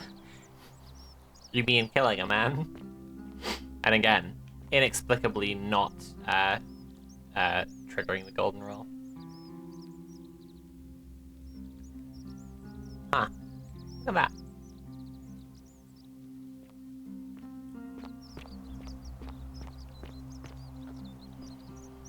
So should we talk to Virgil?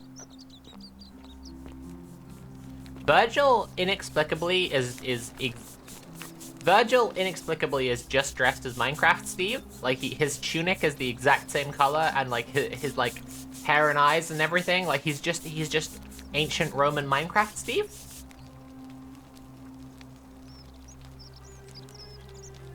Ah, a new face. Salve. He's and like welcome gay to a little Chad community. Minecraft Steve. My name's impossible to pronounce for most people, so you can just call me Virgil. I hear we have you to thank for saving Julia's life. I'm glad you arrived when you did. I noticed the graffiti. What does it mean?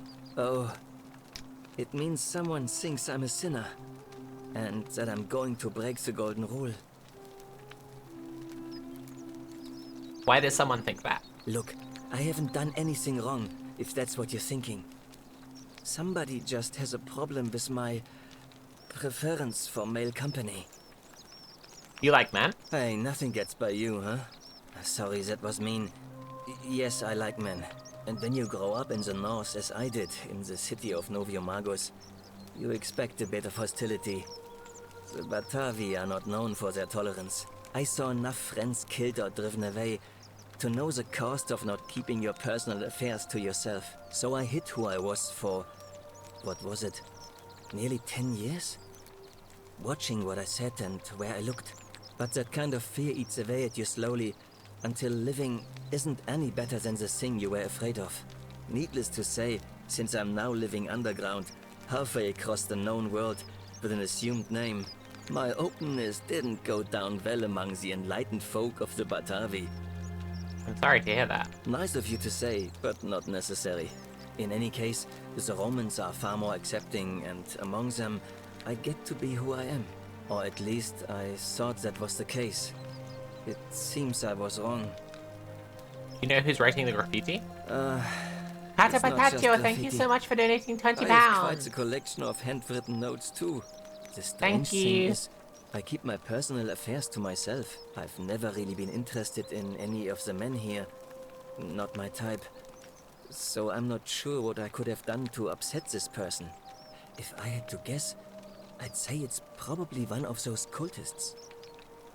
Cultists? Strange bunch. They insist there's only one god, and that he considers my nature a sin. Can you believe that? If there are any of them here, they those won't admit it. cultists, I see. Not since they Right. supposedly burnt down half of Rome last year and went into hiding. All I know is, if these threats keep escalating, eventually my secret admirer is going to cross a line and break the golden rule. Let me look into it for you. What? Really? Yeah. I'll chill. I didn't expect I'll do that. it. No worries. But thanks. That's what I'm here for anyway. It's always a pleasure to meet someone so selfless. I'm glad you arrived when you did. I also just need to say I'm impressed by. I am like just maybe impressed by a ask around game among the merchants in here. 2020, Someone who or lives you or know works whenever in it the was forum that came out, must have 2021, seen I think. something. But if you find them, that like please don't hurt or humiliate them. I suspect they're just confused. Virgil's so nice. Someone's like leaving homophobic graffiti on his house, and he's just like on his like place of business in a town of only like 20 people, and he's just like don't do anything bad to them. I am also impressed that a game like, you know, released in fucking 2021 is able to have us come into a town and solve a mystery without being a fucking cop. Like, it's shockingly rare for that to be the case in games now, so I'm glad. Come back and let me know what you find. Right.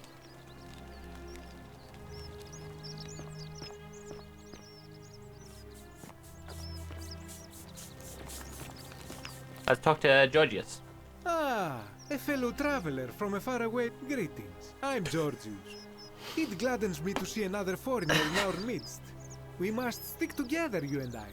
And I must say, my sartorial friend, your clothing is most extraordinary. Thank you. Leather boots in place of sandals, Thank trousers you. with precise stitching, and such a curious design. I have traveled distant trade routes from the markets of Damascus to the farms of India, and never have I seen anyone dressed quite like you. Tell me, I must know, from which exotic part of the world do you hail? was actually quite funny because, like, what I happen to be wearing today, as you know, being a t-shirt dress, is actually quite similar to their, like, tunics.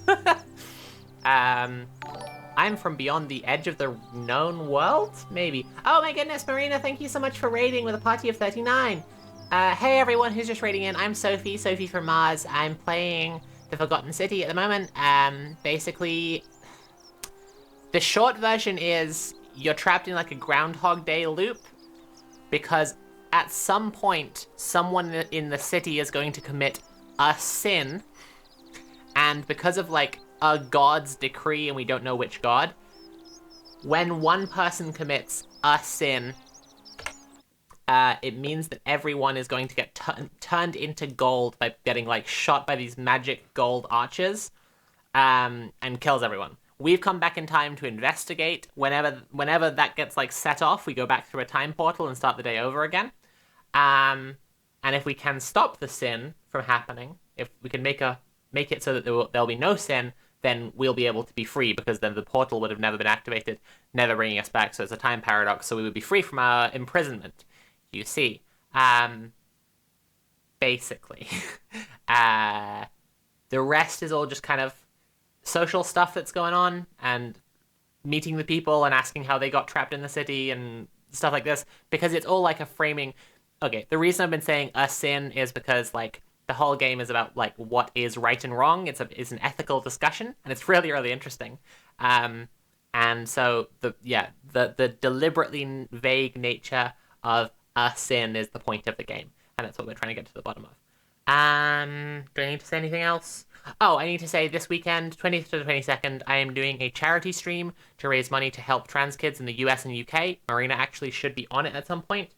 We're going to be raising money for the Good Law Project, Gendered Intelligence, and the Campaign for Southern Equality. It's going to be a 3-day stream across 4 channels. This one, Kira Chats, DJ Mule, Conquest of Dread, and don't need to say anything else. Oh, if you're enjoying the stream, consider paying for the stream. You can subscribe or cheer or donate directly using Command Tip. If you use Command Tip, you'll be contributing to my laser beams on my face fund. But also, you know, subscribe and cheer. That's all good stuff too. Let's get back to the game. I think I've said everything I need to say now. Cool. Right. I'm from beyond the edge of the known world. Then you are an explorer, like me. Wonderful. You must have many stories to share. I cannot wait to hear them. We will have much time here to get to know one another. But for now, do you require assistance? I know you do not require clothing, so information perhaps? Any idea who's threatening Virgil? This is troubling, is it not? Oh. I'm afraid I have no idea.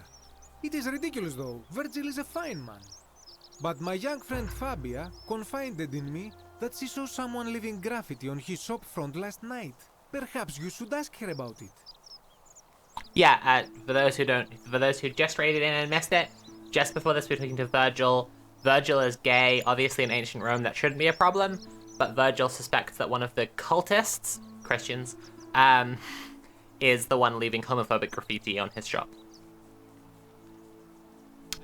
What's your story? My story? How kind of you to ask. I am a tailor and I run the humble shop in the forum. How did you end up here? A good question. A very good question indeed. And I would be happy to tell you if only I could remember it clearly myself. Why don't you tell me what you do remember? I remember I had just been to Rome to sell an extraordinary selection of wares. And drowning in coin, I decided to celebrate my success. I rented a prestigious villa by the Tiber, invited over a few select friends, and we began making our way through some of the most exquisite wine money could buy. Quite a lot of it, in fact. Now, I have had visions and awoken in strange places before. I have even found myself Thank you for the anonymous tip, anonymous more boot. than once, but none of that compares to this. This time, I remember people screaming, then falling into a void as empty as time before creation, gasping for air, and then nothing. When I regained my faculties, I was lying naked by the banks of the Tiber, gods know how many miles from my villa. So you floated down the Tiber? Indeed. I'm lucky I was carrying a little extra weight. I believe it kept me afloat. In any case, it seems I'd been rescued and resuscitated by a benevolent stranger. I went to find firewood for his campfire, stumbled across a cave, and discovered that trapdoor temple. And here I am. Why set up a tailor shop here? You mean to say, with all the turmoil and terror of the Golden Rule, and so few customers, why bother setting shop at all? Yeah. I'll tell you, it is precisely because of the Golden Rule that I wish to remind my friends of the importance of looking one's best. I say, the more of our customs we preserve I like down this here, guy, he's right. the more we can preserve He's right the and he should semblance of say it. normality, the better our chances of keeping our heads. Don't you agree? Yeah. Oh, I do actually. And there is another reason too. If we all end up as golden statues for future generations to marvel at, I don't know about you, but I would like to look my best. I completely agree. This is the, now this is the rigorous philosophical debate that I wanted from this game. Anything you like. You go to it. That, my friend, is quite the dilemma. But after some reflection, I'm leaning toward voting for Malleolus. I do not enjoy the thought of another visit from Domitius if I voted the wrong way. Wait, Domitius is like intimidating people? Nothing comes to my mind, my friend. Okay. I hope that our paths cross again soon, my friend. Again, how is like Domitius going around threatening people not breaking the golden rule? Let's see if I can go talk to Domitius and like tell him to stop it though. How come you're allowed a weapon and I'm not? Because I'm cooler than you. Malleolus isn't receiving visitors at the moment. Yeah, whatever. Yeah. Ah, dang Whatever. it. Okay. I can't actually, I can't talk to him that way. That's really annoying. Keep an eye That's out for quite an Scintilla, would you? impressive bow you have there. Just like Diana's. Thanks. Keeping an eye on things, Horatius? As always, priestess. Any news about Scintilla, Navia, or Kabash? Oh, shiny. You're back. Something the matter? Any idea who's threatening Virgil? Terrible shame, that is. Maybe this'll help. Late last night, I was cleaning my oven when I heard some noises outside. The forum's usually dead quiet at that hour, so I came out to see what was going on. To be honest, I thought maybe poor old Dooley had got out of his cell and was snooping around again. So I put my head out and saw someone in front of Virgil's shop. I couldn't tell who. It was too dark. I called out to them, but they just turned and ran off without a word. All I remember is they ran past a lit torch, and the light glinted off something metallic. Armour, I think. So I suppose it could only be one of three people. Horatius, Domitius, or Rufius. I hope that helps. All right. Thanks again. Right, now, we're a step closer to solving the mystery of who is leaving homophobic graffiti on Virgil's shop. But she also said, Dooley getting out of his cell.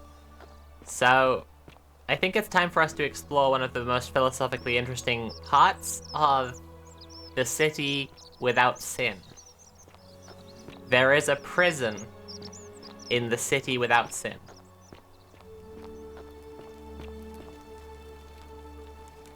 I did not do it, Dooley. How much would you want to make me a bow? For the last time, Dacius, I'm not making you a bow. But why? You know why. Hello? Hello? What's your story? My name's Dooley.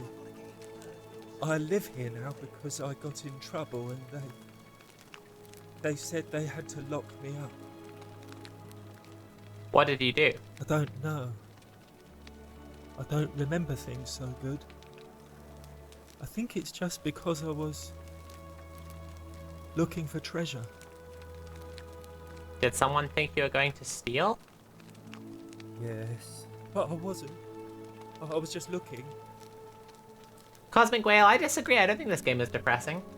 I do agree that there are like really sad bits like this, but I think that the game is overall like a really interesting exploration. Plus, if you puzzle through it, you can free everyone at the end. They said I did it more than once, but I can't remember things so good. Then they called me mean names. They called me a liar, Billy. A liability? Yes. They said I have to live here now, and gave me this letter. But I'm not good with words. Do you think you could read it for me?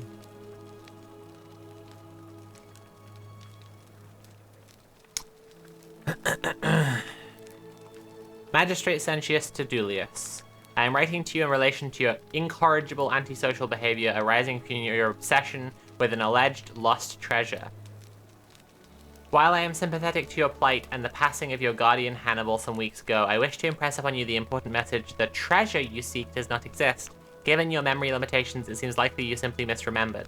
More importantly, since you have on several occasions been caught trespassing, including around the cisterns, which are strictly off-limits to all citizens, I have reluctantly come to the conclusion that you are a liability to this community and must have your freedom limited, lest you break the golden rule.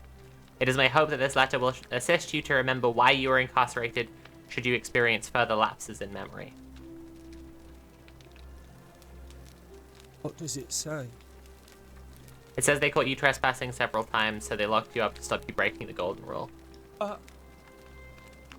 My treasure. What treasure? My friend Hannibal used to look after me. He said he always would. But then, he died. It was very sad. He said if anything ever happened to him, I had to find something very precious hidden away.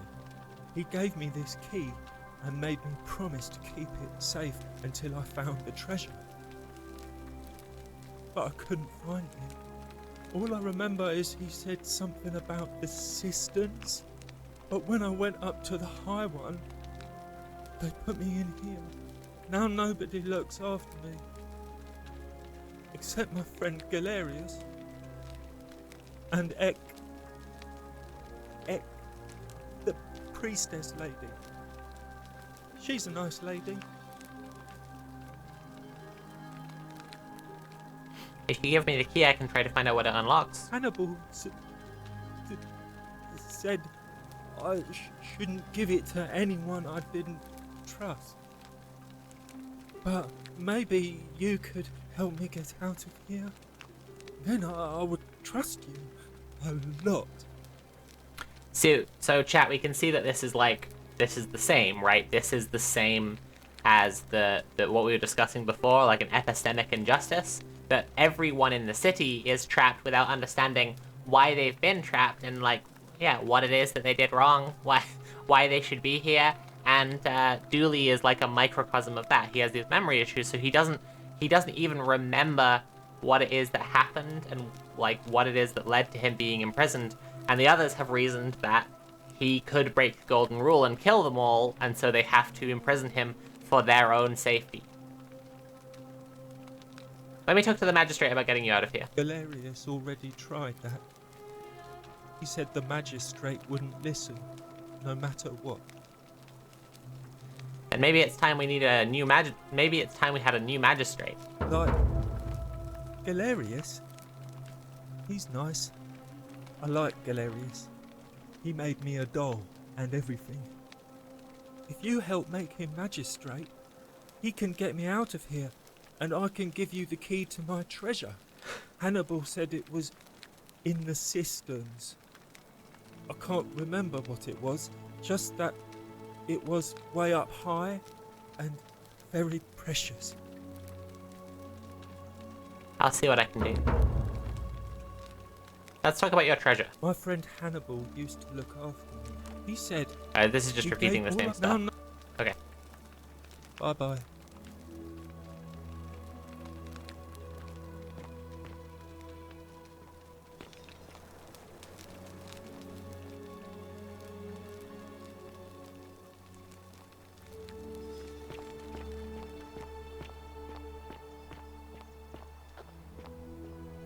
Okay, so chat, do we want to carry on trying to get, like, find out who is doing the homophobic graffiti, or do we want to try and elect Galerius to see if we can free Dooley?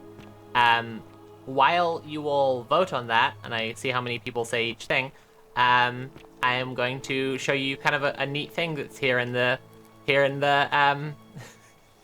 the game. So you can see obviously that there are these statues, which are the ones that come to life and shoot you when someone's committed a sin. And there are other statues which are like positioned around the city in like the poses that they clearly were shot in.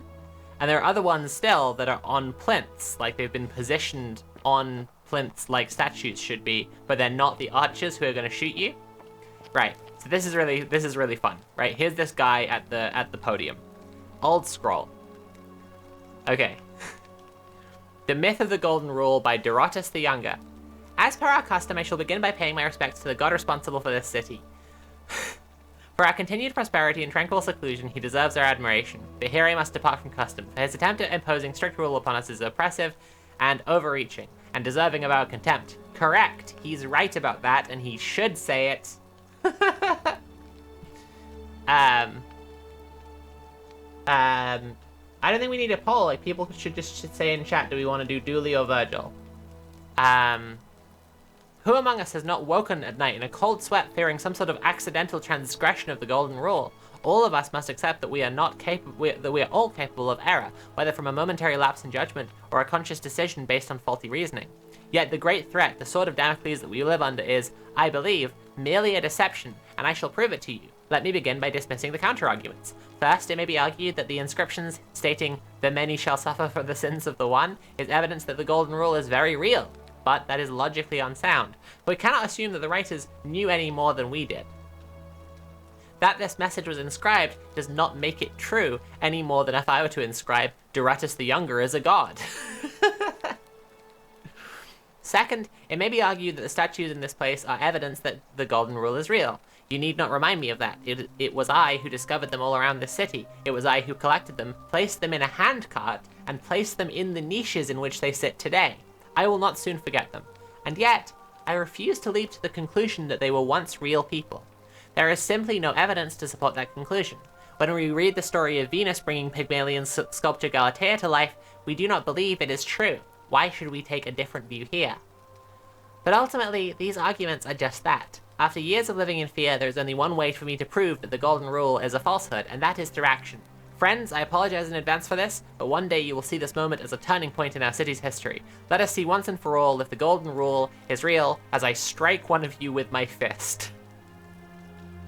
And, so then, it didn't go well. He got owned. He failed debate club. Sorry, Dorotus the Younger, you got fucking schooled.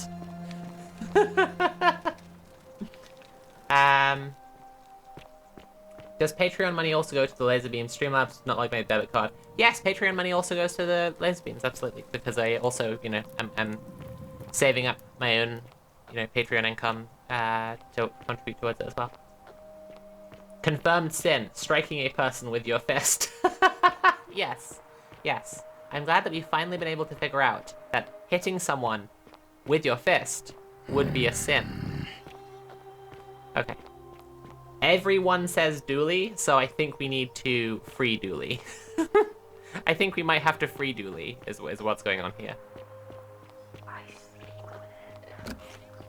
So where's Equitia? Here she is. A new face. Ave, and may Vesta Pals, I just watch have to get over you. another drink. I'm Equitia. To what do I owe the pleasure of this visit?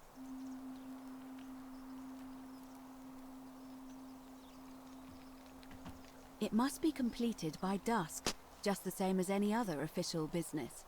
It'll be between Sentius, the incumbent, and Malleolus, the challenger. Why do you ask?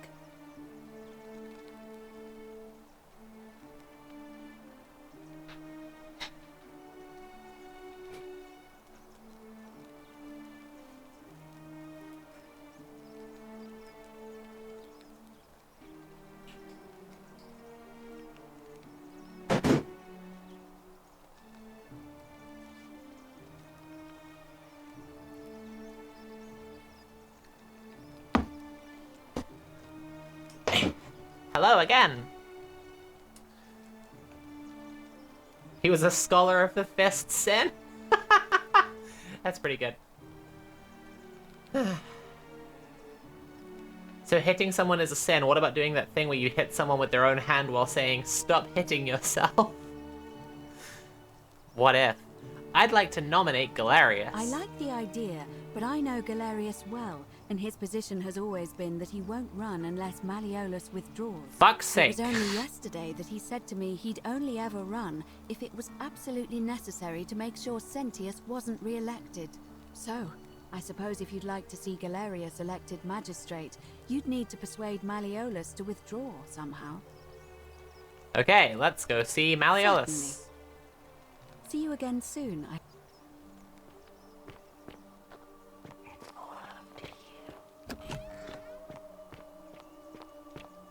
Luckily, I was already given a key by Domitius.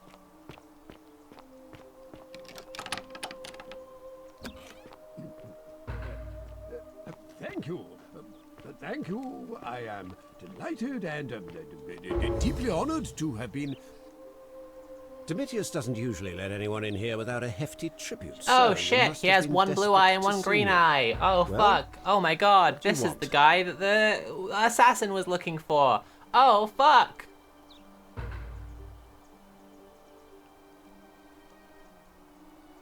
Aha, you have one green eye and one blue eye, just like description in this execution order from Emperor Nero. You mean my heterochromia? I am guilty of nothing more than having different colored eyes. And I'm hardly the only person with the condition. Alexander the Great had it too, as it happens. I like to think it is simply the way the gods have chosen to mark a natural-born ruler. Delusions of grandeur, cool, okay. Well, I am not suffering from any delusions, as today's election will firmly establish. I can't prove it's you yet, but I will. Unlikely, because it simply isn't true. Now, was there something else you wanted? Fuck! I want you to withdraw from the election? Are you insane? You barge into my villa, uninvited, and then make outrageous demands? Why would I withdraw from an election I'm bound to win? Let me just go over something. Ginger with Envy has asked, wait, doesn't that make him the Christian, so is he the graffiti guy? So let's go over this. No, the assassin said that Quinctius was the leader of a mystery cult. Mystery cults and the cultists are two distinct things, and it's just important to understand. So mystery cults refers to like a lot more like what we would today call cults, right? Like today, if we see someone who's basically like taken just a fucking MLM but turned it into a religion, that's just a cult, right? But in ancient Rome, the prevalence of cults was like a quite distinct thing, and they would refer to cults and they would mean different religions that existed in their fairly multicultural society, right? We think of Romans as having a pantheon of gods, but actually it was more like there were lots of people who worshipped lots of different gods, and the official state religion of Rome kind of recognized them all as equally legitimate in the same way that secular societies today see all different forms of faith, Sikhism, Hinduism, Buddhism, Muslims, Christians, Jews, right, as all being equally legitimate. But like if a historian in the future were to look back at us and say that we had a pantheon of gods because of this, it wouldn't be quite the same as believing that believing that Vishnu and the Christian god exist in the same narrative space and interact with each other. Obviously, the Romans did have stories where the gods would interact with each other in that way. So it is a bit different, but like it's important to understand that there were cults for specific gods, and then there were also cults as in the cultists who were worshipping just one god, right? And then there were also mystery cults where it was like a cult of personality primarily, and then they also often had some kind of like religious beliefs too. I think Nat's just coming home.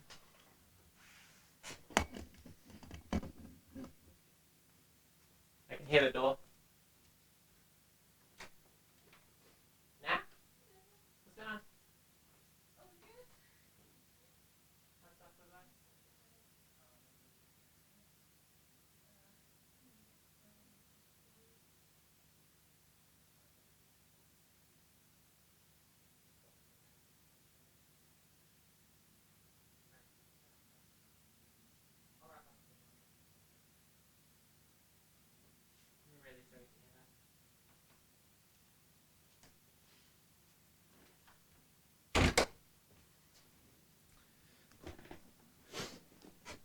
Anyway, all that explanation to say to Ginger with Envy, who originally asked the question, doesn't that make this guy the Christian and therefore he's the graffiti guy?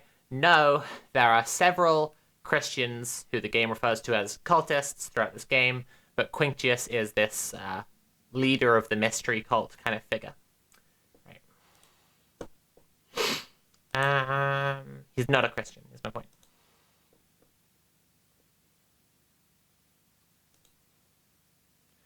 They seem to be accusing him of being Christian, though, saying they're the ones who incited the fires.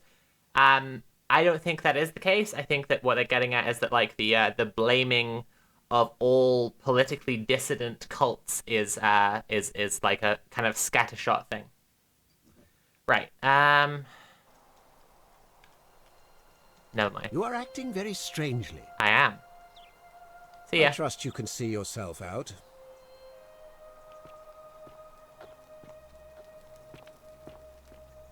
What if I see myself in to your house and steal all your stuff? How about that, Quinctius?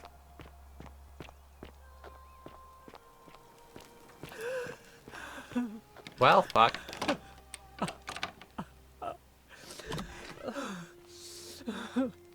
Yo, what's up? You're not supposed to be in here. Can we talk? Talk? What business could you possibly have with me?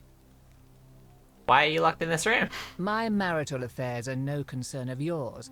Thank you very much. Uh-huh. Would you like some help getting back at Malleolus? An intriguing proposition. She's immediately down for it. I love this. I don't think Malleolus is who he says he is. Perhaps you're not as silly as those clothes make you look. First of all, how dare you? What makes you say that? Just a hunch. I was hoping we could figure out his true identity together. You know, I may have the very thing you're looking for. Some time ago, when he still cared for me, he wrote me a love letter. Only, he used the wrong name. Now, addressing one's wife by the wrong name is not unheard of among philandering Romans. But in this case, the name he got wrong was his own. I confronted him about it, and he stammered through some incoherent response. I let it go, eventually, and yet questions have lingered in the back of my mind ever since. This game is starting to seem cooler the more you play. Yeah, I think so. Exactly. Like I've been saying, it's a really interesting, complicated, smart game. I just think it's really cool. We women have to girl boss I couldn't power. agree more. One hand washes the other, as they say. It seems our interests are aligned.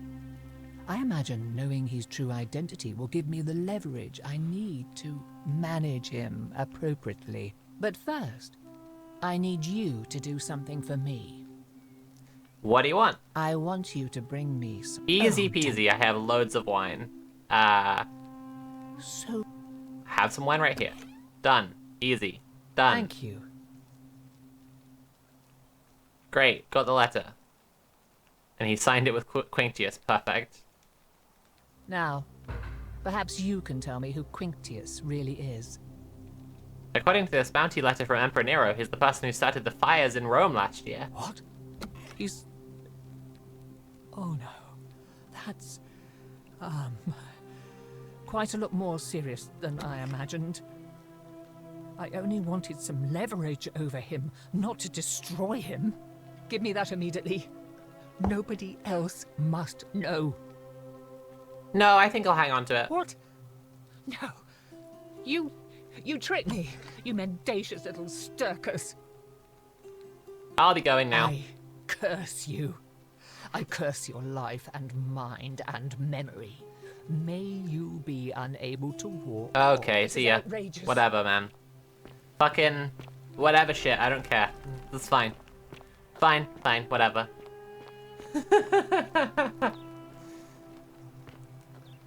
Withholding pertinent information about your motives. Not a sin.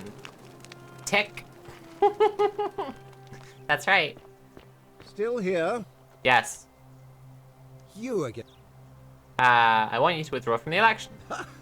Are you in? Why would I with? Because I know you're Quintus, your wife gave me your love letter, and Nero wants you dead. Hooray! So. Blackmailing, not a sin. Finally caught up with me. I suppose that makes you... what? One of Nero's assassins? No, I'm not, fortunately for you. So, you're not going to kill me? Not if you withdraw from the election immediately and release everyone in debt bondage to you? I don't know about any of that. Not if you withdraw from the election immediately. So much work for nothing. Oh, if I do it, you'll let me live? Yes. Uh-huh. Fine. Ruling this cesspit of a city would have been beneath me anyway. I'll have Domitius notify the priestess of my withdrawal. There. You got what you wanted. Now, please, leave my villa and never speak to me again. You got it, buddy. No worries, I find you deeply unpleasant. That's fine.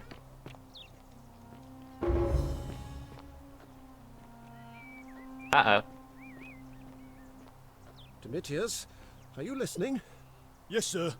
I've made a decision to withdraw from the election. I want you to go and inform Equitia. Sir? Are you under duress, sir? I just had a change of heart. But you were on track to be magistrate, sir. All that work, all that money, wasted. Those are my orders. Carry them out. As you wish, sir. Huh. I guess this is another way into the villa.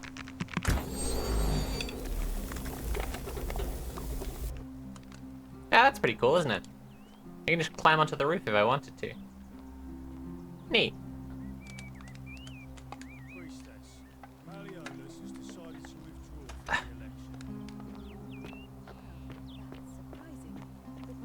Thank you for telling me. I'll let everyone know. Oh shit, look at it go. Equitia's got the zoomies. Citizens, I have an announcement. Malleolus Can they all hear her from there? I can't. If I stand over here, like, I can't hear her at all. Okay. Will be re-elected magistrate by default. That is all. Okay, so now I'd like to nominate Galerius. Ave again. Did you find what you need? Election. Well, Yeah. Galerius. Oh, what a good idea. He is a virtuous. Okay, cool. There we go. Certainly. Right, See you again now I soon. need to go check all the male citizens and see who will vote for Galerius. Make sure we have a majority before the vote happens. Right, Wonder Theseus. how much one of these statues is. Hello there, friend. May I say, that is a glorious bow you're carrying. Do you mind if I ask where you acquired it? You'd never believe me if I told you. Well, I'll take your word for it. But perhaps you'd be interested in selling it to me. I mean, it's not as if you have any use for it down here. It is not for sale. Oh well, let me know if you change your mind. But for now, can I help you with something? Who are you gonna vote for? Sentius, I suppose. Stability is always good for business. I'd like you to vote for Galerius. Yeah? And what's he gonna do for me? He's nothing. Fucking small business owners. Would a gift change your mind? Certainly. For a few thousand denarii. Jesus Christ. Fine, here's 3,000 denarii. Pleasure doing business. Can I help I you can with just anything buy else? his vote, it's fine. Very See ya. well. Georgius. Greetings and salutation. Hello. Who are you gonna vote for? Galerius. Easy, good, fine, done. Bye. Virgil. Sometimes I stare at the great. Any news about my secret admirer? Not yet, Oh, still that's looking into alright. it. I'm. Who you gonna vote for? Well, Cynthia seems to know what he's doing. Nobody's broken the golden rule under his watch so far. Anything I can do to change that? My vote isn't for sale. Fuck. Nice to talk. Okay,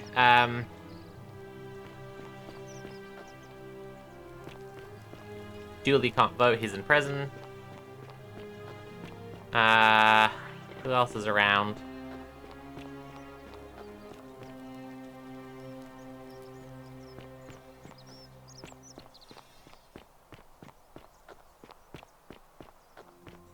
I wonder if Domitius will vote for Galerius now or Sentius.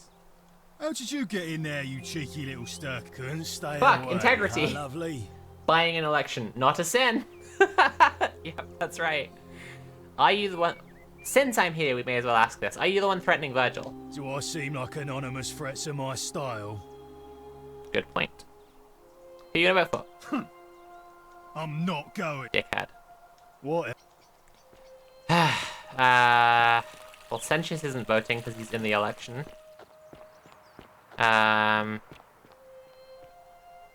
Horatius is Sentius's cop, so he's obviously gonna vote for Sentius.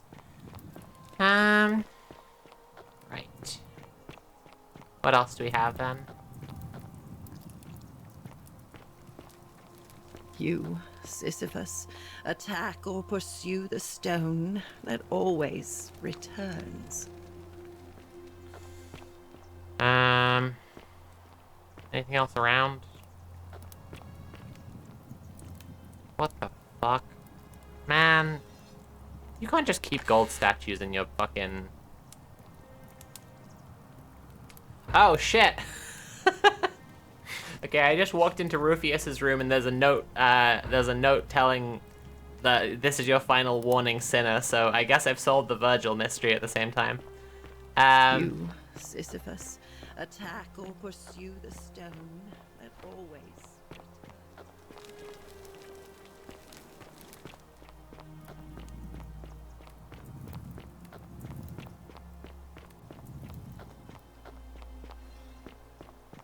Alright, then where's Rufius?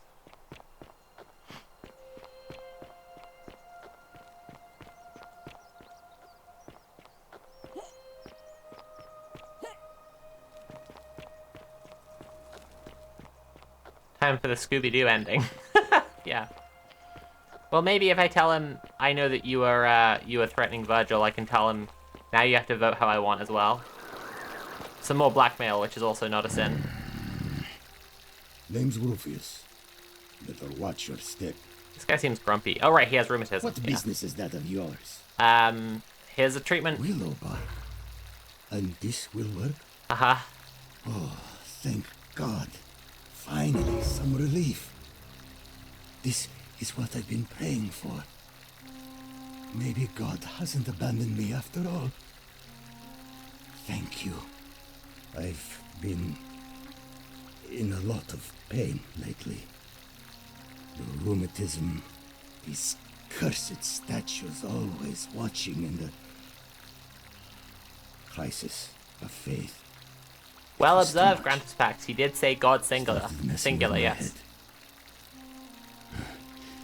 This is exactly what I needed to set it straight again.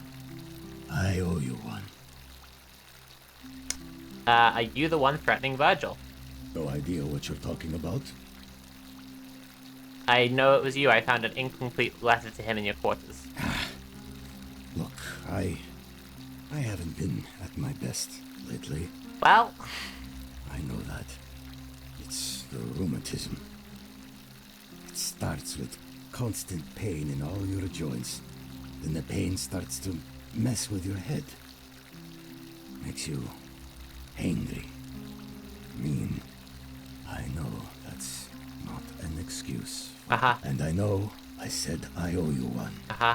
I'll leave him alone from now on. It's not as if I was ever going to hurt him anyway. I was just lashing out. So this is worth exploring a bit. To go and basically, the graffiti. Just forget this ever happened. Will you? Basically, Rufius is like a Christian. He's a cultist, and and I think he's gay. I think he's closeted, and he can't accept that. And then he had this crisis of faith, right? And that's why he's been threatening Virgil, is because he's like, it's not kind of said explicitly, but it's something that if you play the game yourself, you can explore a little bit. I think it's interesting.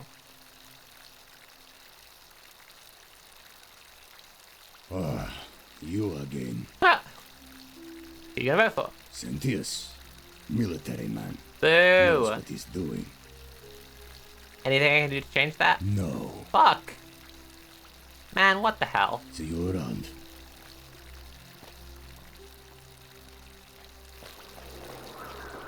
Alright, fair enough. May as well go back and see Virgil then. Can I get this line from here? What do you reckon? Oh, fuck. Oh my god, this sucks. Let me up!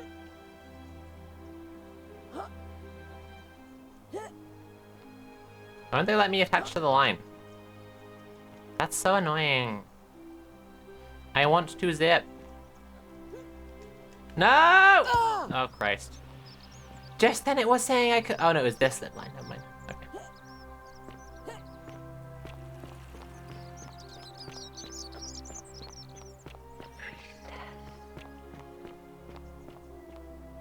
And Virgil. Sometimes I stare at the Great Temple. Any news about my secret admirer?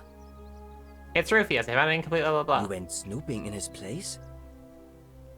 That was risky. We're lucky you didn't cross any lines. Have you spoken to him about it?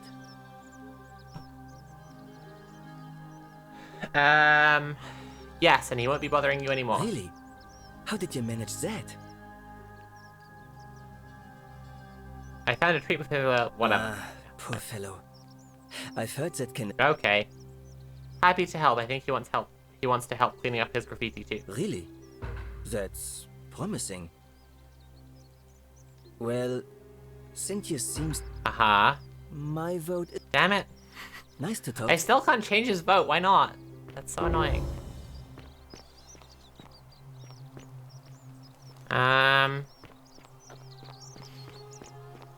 Citizen.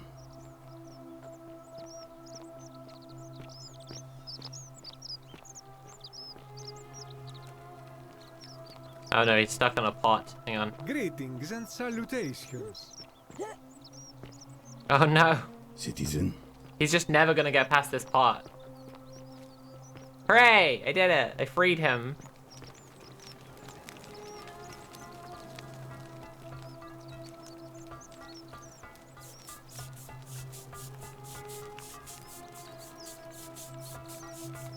Curse that principled, beautiful man. Yeah.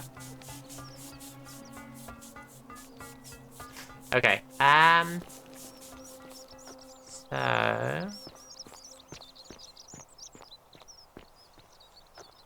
I think I've got 2 for Galerius and 3 against at this point, which is not what I want.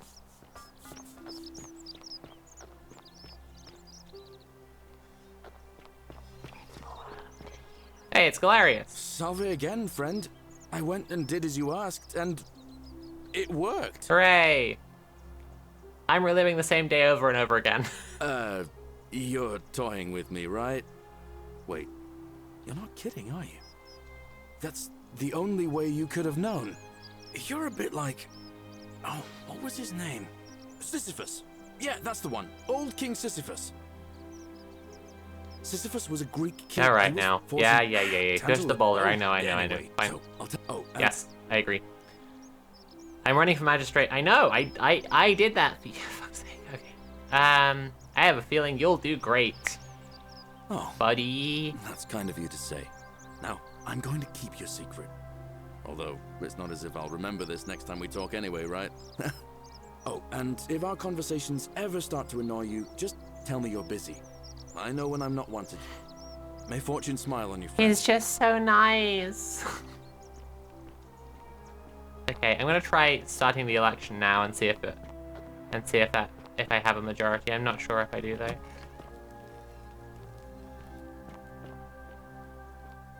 Oh my god, where is she? Oh, this is so annoying.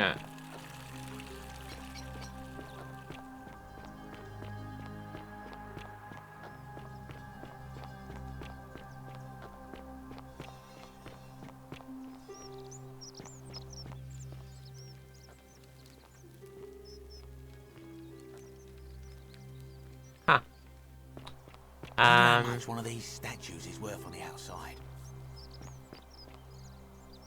So where would equity be?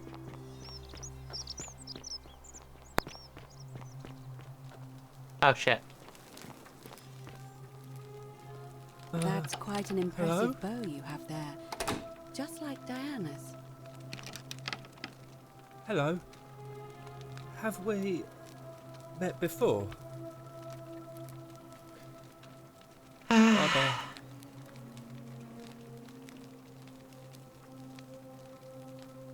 Hey. Hervé again.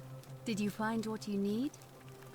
Election. It must be it'll be Start the election As I now. Yep. Fine. Cool. Let's do it.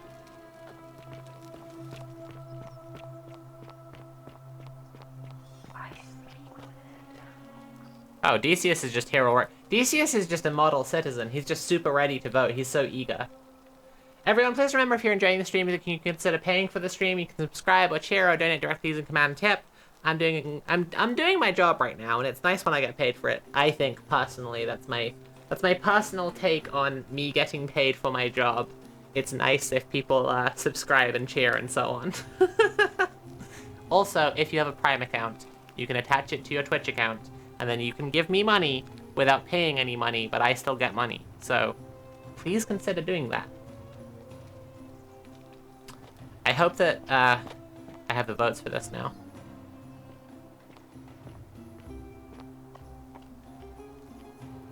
I'm gonna stand here but crouch and pretend that I'm sitting.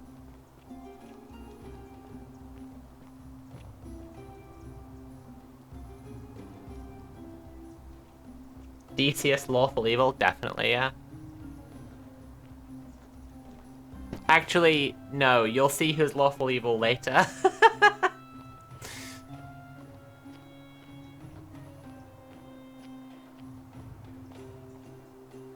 I don't think we have the votes.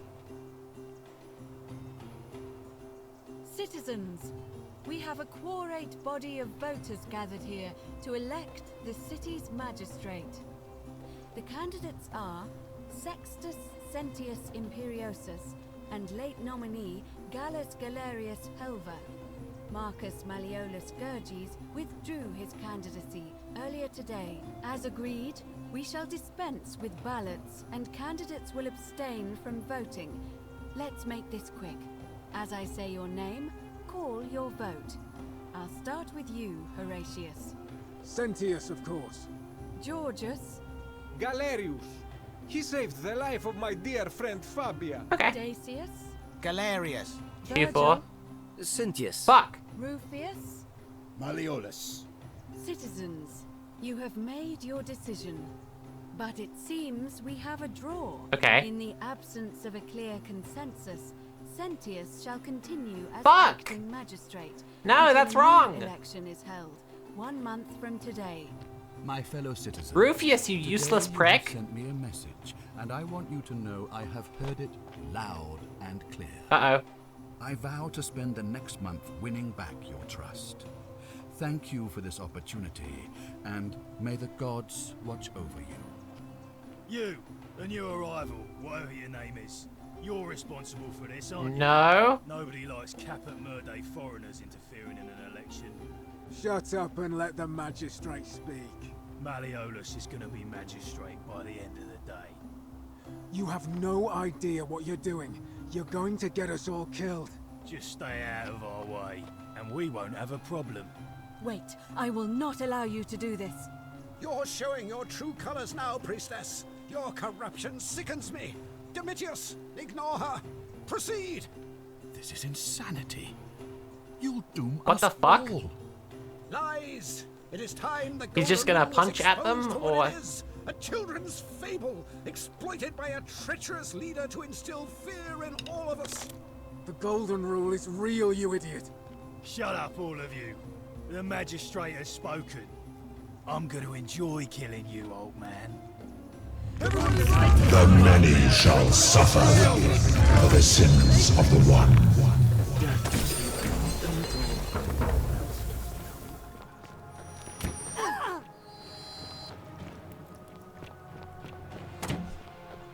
No.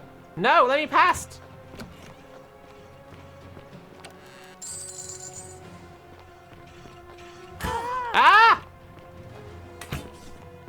okay, it's fine.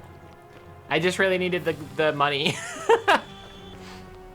I just remembered I needed to steal on the way there. Shit, I didn't have enough votes. How can I get more votes? That's so annoying.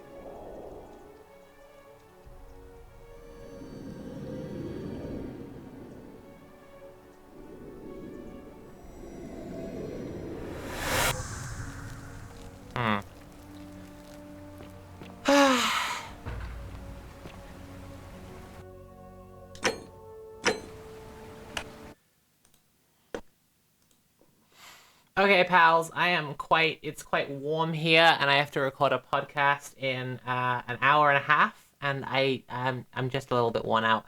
We've explored a path to trying to get Galerius elected. We didn't achieve it. Hopefully, at the start of next time, we will be able to, and we'll see what happens when we free Dooley. I'm going to see who I can raid just now.